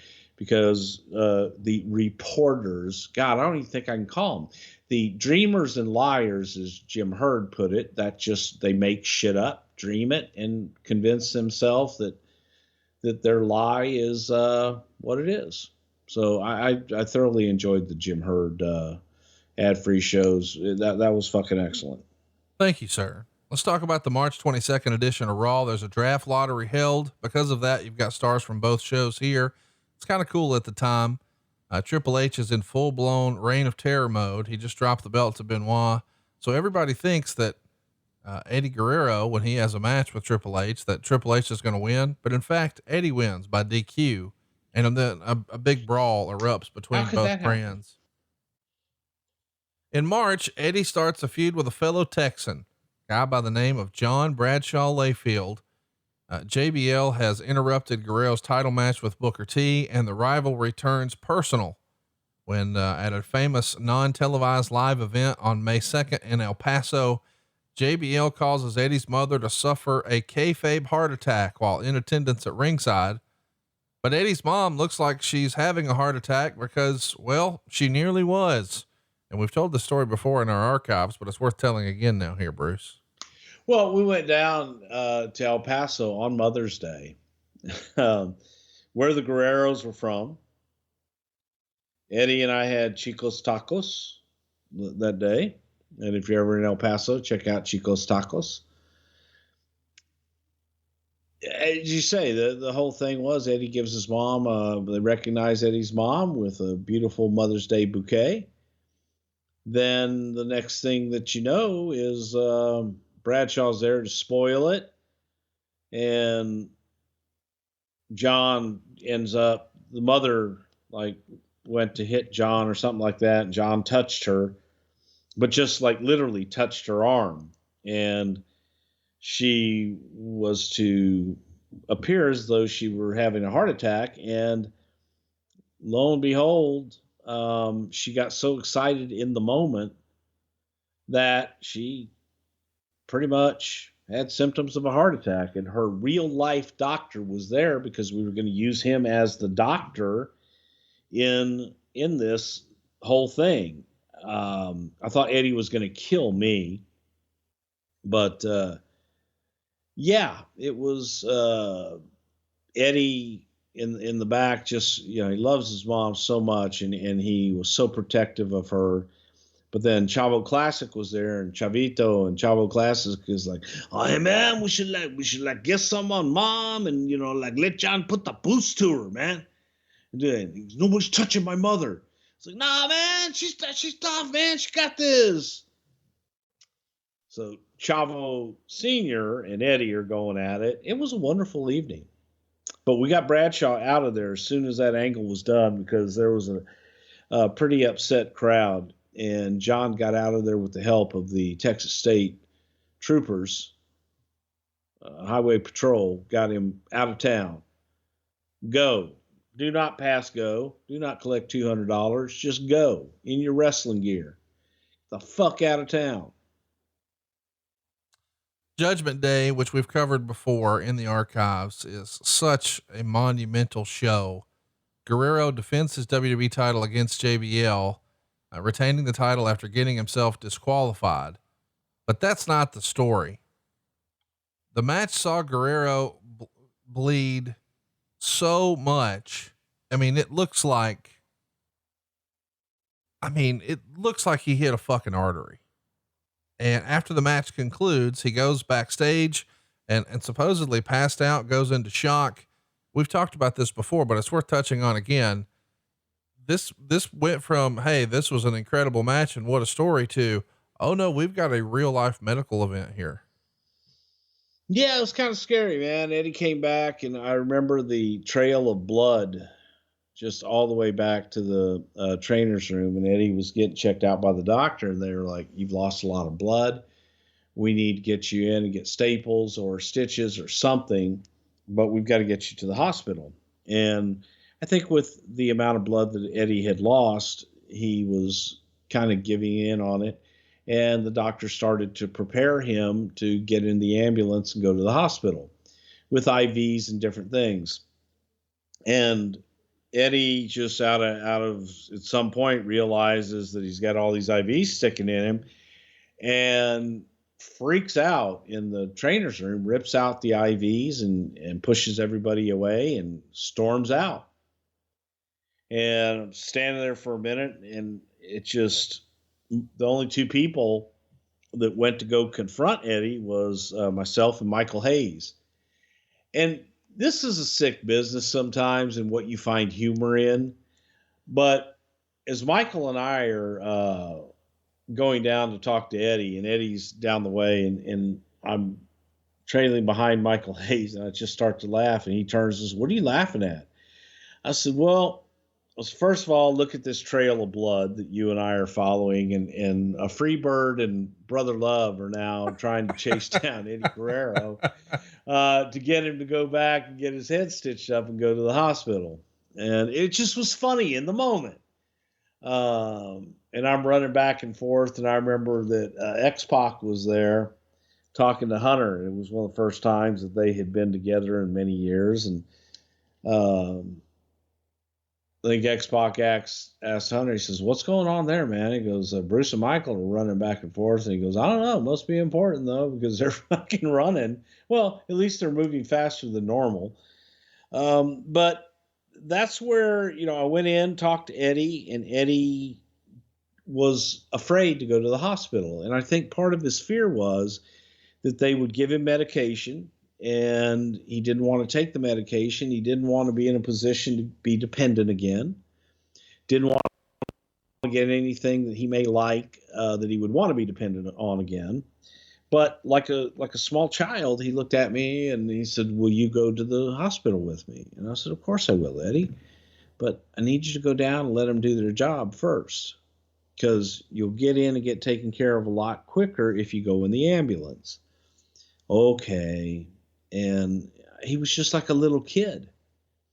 So we're trying to get him cleaned up and get him down, get him back. And then Eddie goes, "Hey, Bruce, man, I'm really sorry. Would you mind if Chavito went with me instead?" I said, "Whatever you want, I'll make it happen." And so we had Chavo go with him in the ambulance, and I took all of Eddie's stuff and went back to our hotel and got Eddie in an adjacent room with me, put all his shit up in his room, and then ordered him food so that when he came home, and kept the door open just to make sure, but I stayed up till 4 o'clock or whatever it was, waiting for Eddie to get back with Chavo and basically put him to bed and make sure he called Vicky and let her know that he was okay. So it was, that was a hell of a night. It's a big deal. And, the real life event impacted, the following episode of Smackdown, teaming alongside Rey Mysterio and Rob Van Dam against the trio of the Dudleys and JBL. Guerrero passed out mid-match. Unlike at the pay-per-view, this was part of the story, and some fans complained online that it was in poor taste. Your response? Fuck you. At the Great American Bash, Eddie defended the title against JBL in a Texas bull rope match. JBL wins after Angle reverses the decision. I should mention Angle is the general manager of SmackDown at the time. After Guerrero appeared to have retained the title, rumor and innuendo was Guerrero felt he was shouldering the burden of low pay-per-view buys on SmackDown events at the time and asked Vince to have the title taken off of him. Do you remember this? That Eddie may have felt the pressure that for whatever reason, the buys weren't there for the pay-per-views, and he took it personally and couldn't really deal with the pressure. And because he was in recovery, maybe that's not a great spot for somebody like that to be. I think that he was feeling the pressure, but also at the same time, we were looking to get the new character of JBL over. It was, it was a perfect storm in that regard. And Eddie felt that John needed the championship much more than he did. And also took it as a challenge I'll get him over. But, business wasn't terrible at that time. So it wasn't, look, that's one of those hindsight 2020 people speculate and say these things. Being there, this was a born out of, I really want to get Layfield over. How do we do it? No one would call that. Nobody was going to call that Layfield would beat Eddie. And Eddie's like, yeah, he should. He needs it more than I do. We know what's coming next for him. You know, first, I guess we should mention that they've got some fun stuff along the way, including skits with JBL on SmackDown. JBL's going to wrestle El Gran Luchador to a no contest after El Gran slid underneath the ring. A second luchador comes out, an obviously masked Eddie Guerrero. Bradshaw was knocked out of the ring, and after the match, El Gran cuts a promo on Bradshaw, defending the title against Eddie the following week in a steel cage is the new thing. And in this match, July 15th, Eddie hits a frog splash off the top of the cage. But again, El Gran Luchador appears and this time costs Guerrero the match, and he later reveals himself as Kurt Angle. So now Guerrero has a feud with Kurt Angle. This was good stuff. First of all, you get the great visual of him coming off the cage, but then he's programmed with Angle again, and they've been going round and round forever, including WrestleMania. They were natural. And the fact that there was a little bit of a rivalry there in real life too helped their matches and their believability, but they matched up size wise, matched up intensity wise, and never disappointed. At SummerSlam, Guerrero loses to Angle, submitting to the ankle lock. And they're even going to have, some fallout there that leads to a new feud because Angle has allied himself with Luther Reigns and Mark Jindrak, and he starts targeting Eddie Guerrero and Big Show. So Guerrero defeats Luther Reigns at a singles match at No Mercy, which is probably a highlight for Eddie. I'm sure Luther Reigns at No Mercy's on his best of tape. And around this same time is when, and you've talked about it before, Eddie has this backstage fight with Kurt Angle. I think a lumberjack match happened, and Eddie in retrospect may have been having heart problems, according to Kurt Angle, but Eddie's body just couldn't perform the right way. And the next week, another situation happened where Luther Reigns and Mark Jindrak, who were with Kurt Angle at the time, stiffed Eddie.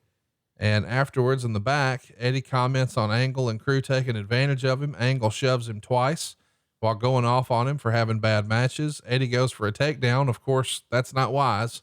Eddie is caught in a front face lock by Kurt Angle and starts to choke him out before Big Show steps in and stops it.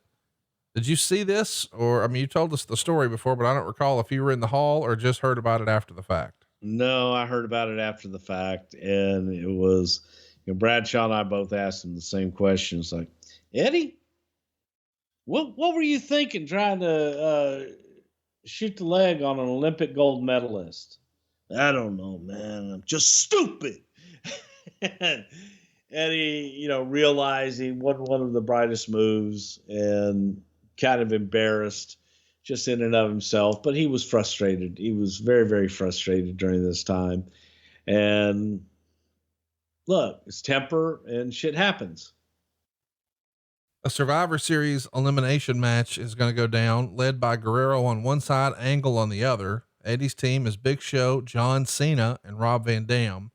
Originally it was Rey Mysterio instead of John Cena. On the other side, it's, Kurt Angle's team. And, yeah. Let's talk about Armageddon. We got Booker T and The Undertaker challenging JBL for WWE's championship. It's a fatal 4-way where Eddie Guerrero is also involved. The match ends with JBL pinning Booker following the clothesline from hell. And in the weeks that followed, Guerrero and Booker briefly and unsuccessfully try to win the tag team title. In this era, does you just think, man, we can throw Eddie in with anybody and it'll work? He's had such a wide group of tag partners here, but seemingly it worked every time. Yes, it did. And that's why I think that Eddie was able to be a chameleon and adapt to any and everything. One of the more interesting moments from the following Royal Rumble was there's a skit with, Ric Flair drawing numbers, and Guerrero switches his number with Flair's, and he even steals Flair's wallet in the process. Of course, eventually Teddy Long makes him return both items before the match, but it's kind of fun because Flair had drawn the number 30 and Eddie had drawn the number 1. So, we're going to lie, cheat, and steal. That's pretty good stuff. Eddie did last 28 minutes and 11 seconds before being eliminated by Edge, but that little skit is right on character for Eddie Guerrero here, is it not? And Flair. Yeah. When you think about it, you get the lie, cheat, and steal of Eddie, and the confidence and bombastic Flair. So I thought it was perfect. At No Way Out, the next month, Eddie Guerrero would team up with his longtime friend and sometimes rival, Rey Mysterio, and defeat the Basham brothers to win what would actually be Eddie's last title in the company, WWE's Tag Team Championship. It's their fourth time as champion. It's Rey's third time as tag champion. And many expect the new champions to defend their title at WrestleMania 21. But after encouragement from Chavo, Guerrero challenges Mysterio to a one-on-one match instead so they could bring the house down. And the two wrestle at WrestleMania, and Mysterio gets the win. Although visibly frustrated, Guerrero congratulates his partner. And this is all part of a long-term story here with Eddie and Rey. Did you already have the end in mind when you built toward WrestleMania, or did that just happen along the way? Kind of happened along the way. You know, as you get into it, the next thing was the family being involved and that next level. But at this point, it was like, hey, we can get 3 out of this. The WrestleMania Goes to Hollywood event that year saw a bunch of spoofs of blockbuster movies, and one of them was Pulp Fiction, where we had Eddie Guerrero and Booker T playing the roles of John Travolta and Samuel L. Jackson's characters. Were you involved in any of those shoots, or did you guys use an outside production staff for that? No, those were all our people. I didn't do those, but that was like Chris Chambers and those guys putting all that together. After a bunch of mishaps in the following weeks, after WrestleMania, there's tension really growing between Eddie and Rey Mysterio. Finally, it erupts once they lose the tag belts on the April 21st episode of Smackdown to Eminem. And Guerrero abandons Mysterio, who he had considered his family earlier in the show, and costed them the match.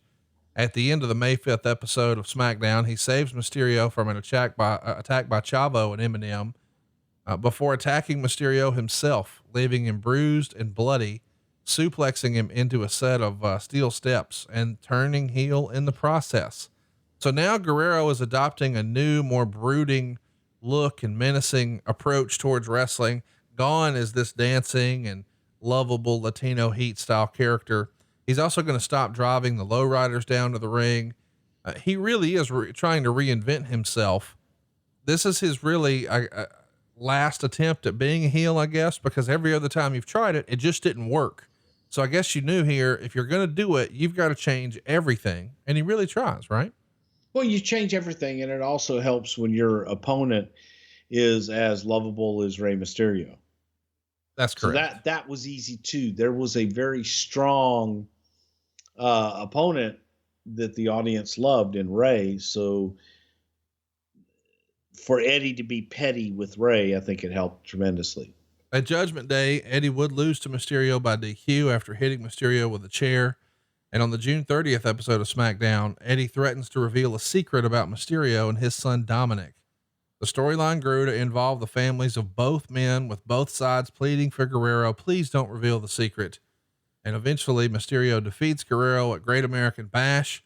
And it's a match where there's a stipulation that if Guerrero loses, he would not tell the secret.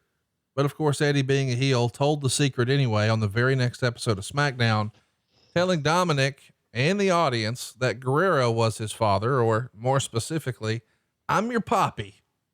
Poppy. How did Eddie feel about this angle?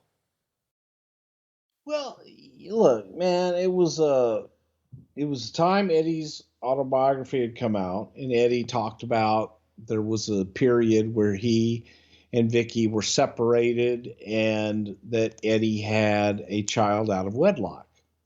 Eddie didn't give any details on that relationship or that child. So you go back and you look at a timeline and you through it, since there wasn't a specific timeline in there, we created our own and said, what if that child that Eddie spoke of in his book was Dominic? What if that relationship that Eddie had for a very brief time was Rey Mysterio's wife? And what if Eddie just went ahead and because again, Eddie didn't talk about the child that much in the book, other than it was there and people would ask questions. But what if Ray was raising that child as his own, and that they wanted to keep that secret, and that everyone was forgiven and so on and so forth. But now, after Ray trying to embarrass Eddie by beating him, that Eddie felt it was the right time to bring it out. Yeah. This, the story, I guess, is, after he had this marriage out of wedlock, when his marriage was on the rocks, so to speak, he claimed to allow Ray and his wife, who were having trouble conceiving, to adopt the child as their own. And wouldn't you know it, we got a custody of Dominic ladder match now at SummerSlam. And yes, this is I wanted to put Dominic on a pole. My goodness. Yeah. Absolutely, positively. I defy you to tell me different. One of the greatest stories we've ever told. Well, it's still paying dividends today on current programming. By the way, go out of your way to watch that SummerSlam or listen to that SummerSlam episode. We did a whole episode on it. There's some fun moments in the match. I guess we should mention that, Eddie finishes up the program with Mysterio, and he's declared Dominic's Poppy. And then, Eddie wins the cage match on the debut of Friday Night Smackdown.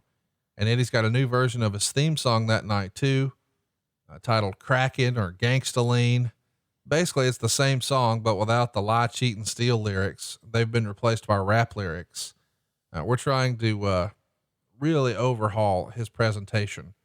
The following week, Teddy Long and Paul Cannon, who are the network executives, announced a new #1 contender for Batista's World Championship. And Teddy Long acts like he's about to announce Rey Mysterio, but Palmer steals the mic and announces Eddie Guerrero. And Eddie does a promo about how he's got a past and he had addictions, but he's found a new addiction: honor, respect, and doing the right thing. And he's a new Eddie Guerrero, and he wants to prove at No Mercy that he and Batista can have a match and not hate each other. Eddie's facials here are phenomenal. Of course, the fans don't believe him. This was great stuff, was it not? It was, because Eddie and Batista were friends, and it was the feeling, and the execution was, I believe, Eddie lured the audience in so much that they thought, you know what, maybe he's going to do it this time. Maybe Eddie has turned over a new leaf, because we love our Eddie Guerrero. And then when you get to No Mercy, by the time we got there, the audience was really unsure whether they had a babyface Eddie Guerrero or a heel Eddie Guerrero. I remember sitting in the crowd when the ring announcements, we did championship ring announcements, and I'm just sitting right literally in the middle of the hard camera section, people all around me. They announced, this match for the World Heavyweight Championship, and one of the guys behind me goes, "Wait a minute, you mean to tell me that little guy there was the heavyweight champion?" And the guy, his friend sitting with him, he says, "Hey man, that little guy, if this were real, would kill that big guy and beat his fucking ass." That's how much people believed in Eddie Guerrero. If you knew him and his personality and you were invested in the character, he was 20 feet tall, 400 pounds. Well, at No Mercy 2005, we know Eddie's going to face Batista, but we've got some storytelling on the way there. One of which is pretty ridiculous. Eddie's supposed to team with Batista against Eminem, but Eddie's faking sick. At least that's the implication. So Batista brings in a doctor to make sure that his pal Eddie is okay. And the doctor gives him a rectal probe without lubricant. So later in the match, when Eddie is proven to be well and he can work, Eddie, hits a frog splash, but then sells his sphincter as he's celebrating with a very confused Batista. Boy, this has Vince McMahon humor all over it. What if he got it shoved up his ass with no lube? Well, that happens. There's some fun stuff along the way. Eddie's trying to convince everyone he's not this bad person. And he's doing the old switcheroo with chairs, and Batista can't trust him, but he's even wearing a Batista t-shirt. We finally get to No Mercy. It's a really good match that goes 18 minutes and 40 seconds. Ultimately, Batista wins with that spine buster. Meltzer liked it, gave it 3.25 stars, and the two shake hands. But as they go off the air, you still get the look in Eddie's eye that he might turn.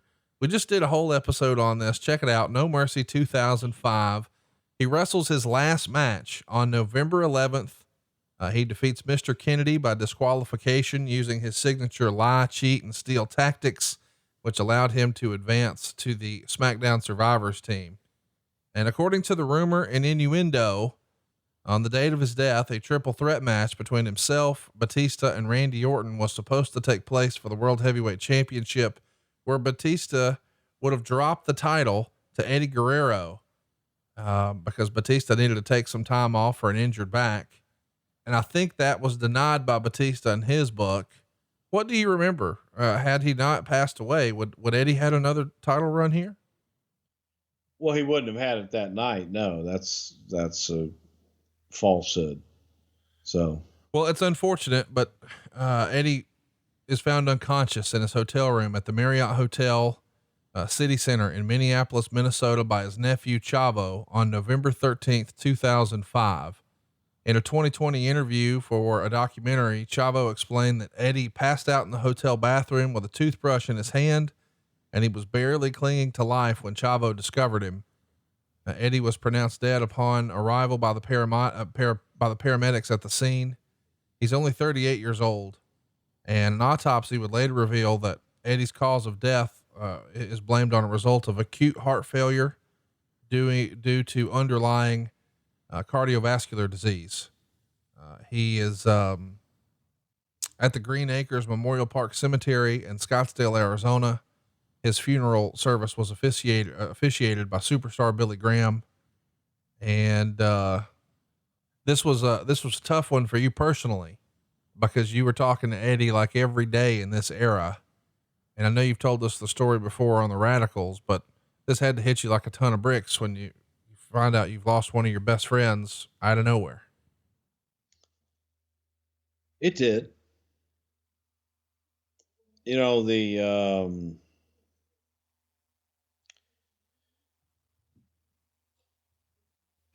I was at the building, and one of the audio tech from pre-tapes came up to me, and I'd just gotten to the building and sat down, and catering, was going to get something to eat. And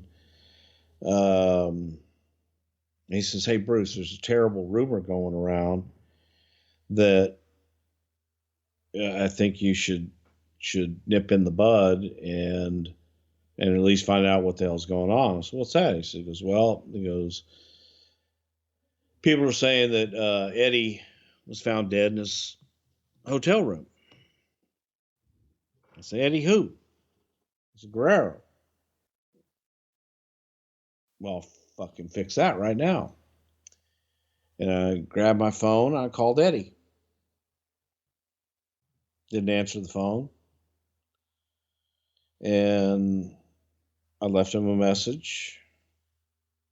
Turned to Prof, and I said, "Yeah, I just called him. So I'm sure he's probably in the shower right now or something like that." But, and as I'm saying that, the phone rang back, and it was Eddie Guerrero. And on the other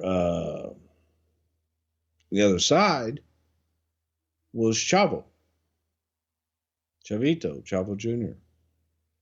And Chavo said, "Hey, Bruce, it's Chavito. He's gone, bro."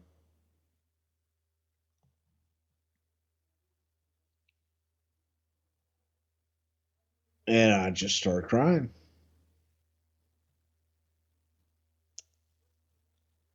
That's what happened. Nobody knew at that point. And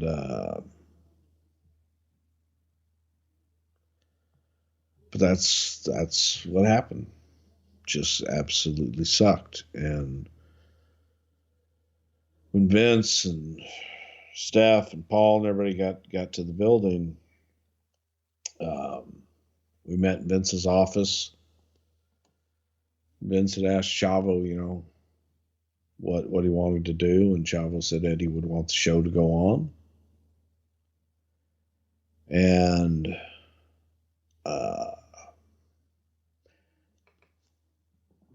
I think in a lot of the loss that we've had, unfortunately,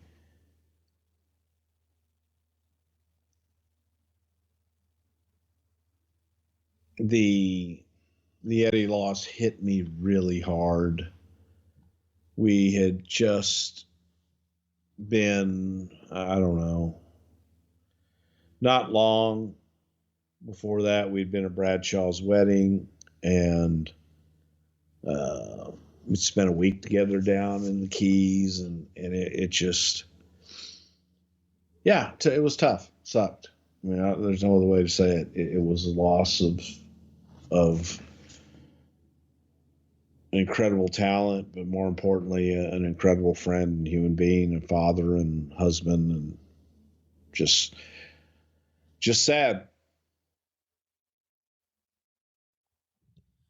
The episodes of Raw November 14th, 2005 and Smackdown November 18th, 2005, both of which were filmed on November 13th, aired as tributes to Eddie Guerrero. All the storylines were put on hold and no WWE employees were forced to perform, although several matches did take place, including one featuring Chavo, who finished the match with his uncle's finishing maneuver, the Frog Splash. Raw started with all the wrestlers and numerous backstage personnel on stage as Vince McMahon addressed the live crowd before finishing with a 10-bell salute, followed by Vince saying "Viva la Raza" in his most passionate voice. In addition to Raw and SmackDown doing tribute shows, TNA's Total Nonstop Wrestling dedicated their pay-per-view Genesis, which aired on the evening of his death, to Eddie Guerrero. Ring of Honor named their next show Night of Tribute. Ohio Valley also paid tribute to him. Many of the wrestlers wore armbands with EG on them. Rey Mysterio gave an emotional speech about Eddie and, in a show of respect, removed his mask. And Mysterio went on to defeat Shawn Michaels in an interpromotional match later that night. After the match, Michaels and Mysterio hugged in the ring, and Mysterio pointed up to the sky, crying in memory of Guerrero. And eventually other wrestlers, primarily Chavo, Mysterio, and Christian, paid tribute to him in their matches using the Frog Splash.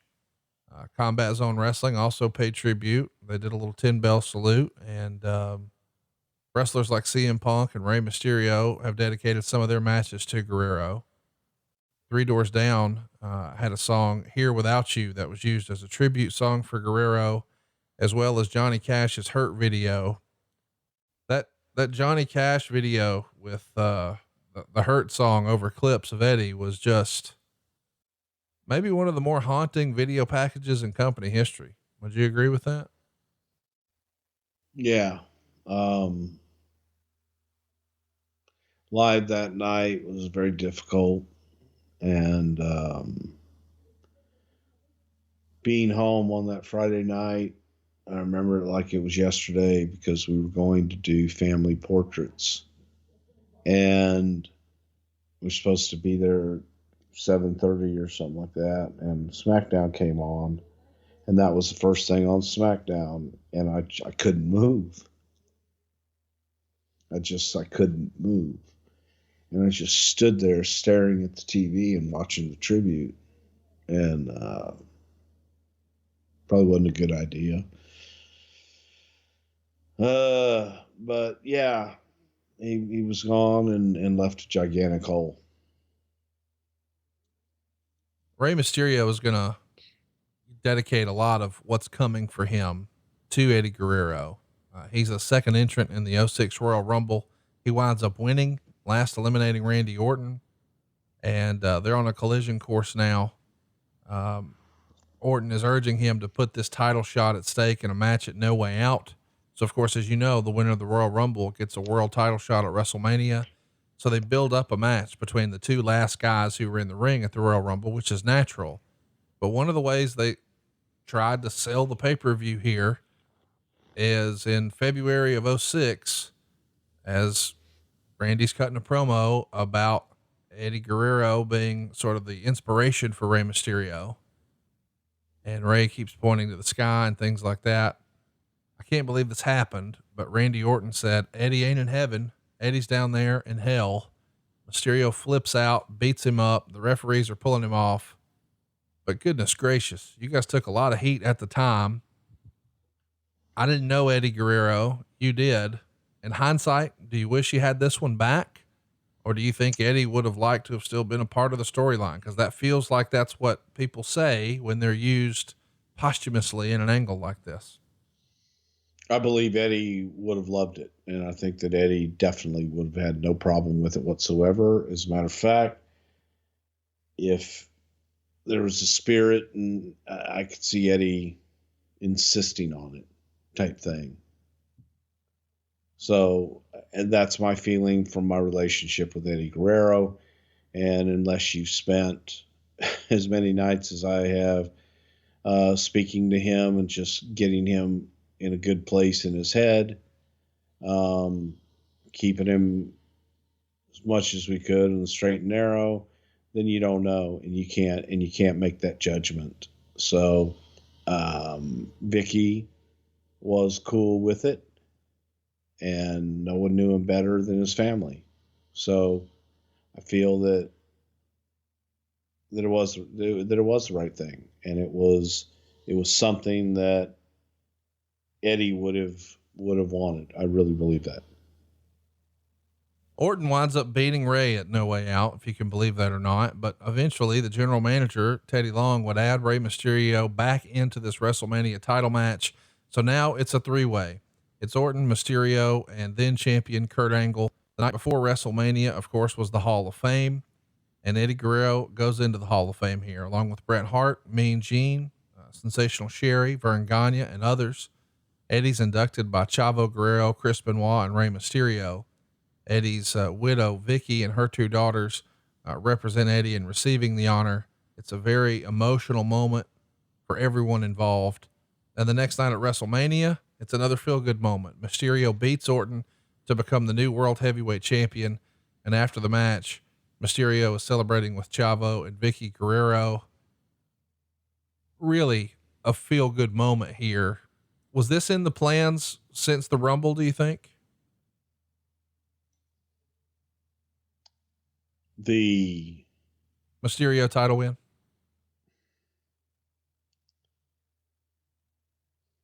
Since the Rumble, yes. Talked about. I don't know that Vince was completely sold on it. Right.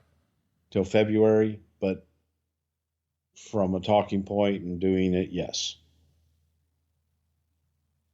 Eddie's legacy lives on a lot more than just Ray dedicating matches to him. It wouldn't be too long before his longtime wife and now unfortunate widow, Vicky, became a very prominent character on TV. In 2006, I guess maybe 7 or 8 months after Eddie's death, she becomes a pretty prominent feature in some pretty controversial storylines. Well, how do you think Eddie would have felt about that? He had to be proud. I mean, she was not necessarily a trained professional. She was not a Hollywood actress, but man, did anybody excel at their role better than she did here? He would have been thrilled with this, right? Oh my God. Vicky was absolutely incredible. And I think Eddie would have been extremely proud and very happy that she was to continue on the name and the legacy of Eddie Guerrero, and not just for him, for her, and for the kids. So I guarantee you Eddie would have been ecstatic. She's going to be a topic all on her own. Eventually the storylines and references to Eddie would drift away sometime in 2007, and she was off to the races. What do you think Eddie's legacy will be in pro wrestling? Latino heat and being the guy that crossed over. So many ways Eddie made it for the smaller talent in the business, as well as Hispanic talent in the business, to say that, hey man, there is no ceiling, and if you got the talent, the drive, and the desire, that you can do it too. So Again, he was a friend, hell of a performer, and one of those guys that will be missed and talked about for decades. David McClay on Twitter wants to know, what's the best non-WWE or WCW match of Eddie that I should check out? Bruce, do you have a recommendation for either a WWE or a non-WWE match? Oh, I thought you said other than. I was going to say it's AAA stuff with Los Gringos Locos. But to me, the bull rope match that we did was a lot of fun with JBL at the Great American Bash. Yeah. I mean, I don't think that there's going to be a lot here that we can recommend that weren't really, really good. Deplorable Hombre says, if Eddie Guerrero were alive today, he would be 2 years younger than The Undertaker. If his heart were healthy, how long and far do you think Eddie would have gone in professional wrestling? And what do you think he would be doing today? I think that Eddie would probably be a producer backstage and be contributing with the knowledge that's in his head. James wants to know, besides HBK, what one wrestler do you wish he had a program with? Well, HBK would have been my answer, damn it. Is there another one though? I mean, I think everybody agrees that would have just been one for the ages. I mean, can you imagine if he could have hung around till AJ Styles was a thing? That would have been unreal. Bryan. Oh my God. There's another one. Yeah. Michael says, this is a hard question to ask, but had Eddie not passed away, would things have been different, do you think, with Chris Benoit? Allegedly that had a huge impact on him. That's hard to even imagine. Yeah. Is it not, Bruce? Yeah. I have no idea. One Can't bad comment on that one. One bad piece of news after another. Rob wants to know, was the hug between Eddie and Chris Benoit after WrestleMania planned, or was it just a heat of the moment deal? It's real life, man. Well, listen, I wish we could sit here and talk about Eddie Guerrero forever. I don't know that there's a long enough show or enough time in the day to really pay tribute to him. Any last parting words you want to share with us about your friend Eddie Guerrero today? I think that Eddie Guerrero was one of the single greatest performers this business has ever had the pleasure of being able to watch. And for me, from a personal level, to be instrumental in his career and to be his friend, probably more than anything. The going from Chavo to Eddie and everybody in between, the brothers Guerrero, just proud of that association. And I loved him so much. And, you know, Chavito today carries on and does his thing. And I love him. And we do too. We hope you guys have enjoyed our Eddie Guerrero tribute. I hope you'll go watch some Eddie Guerrero stuff today to celebrate his honor. We'll be back next week with you with Survivor Series 1995. Lots of elimination matches there, but on top it's Bret Hart and Diesel. If you've got a question for us, ask it over at Prichard Show on Twitter. Don't forget to check out our brand new Jim Herd interview over at adfreeshows.com. And if you've got a question for Bruce, he is at Bruce Prichard. I am at Hey, it's Conrad, and we are out of time. We'll see you next week right here for Survivor Series 95 on Something to Wrestle with Bruce Prichard. Rock on and hug the ones you love. Thank you guys. I really appreciate you. Hey, it's Conrad Thompson. Thanks for checking out the podcast here on YouTube. Be sure to hit the subscribe button and the notifications bell so you get a notice anytime we upload some new content. And go save yourself some money right now. If you're in a 30-year loan or you have credit card debt, it's not a matter of if I can save you money. It's a matter of how much. Find out right now for free at SaveWithConrad.com.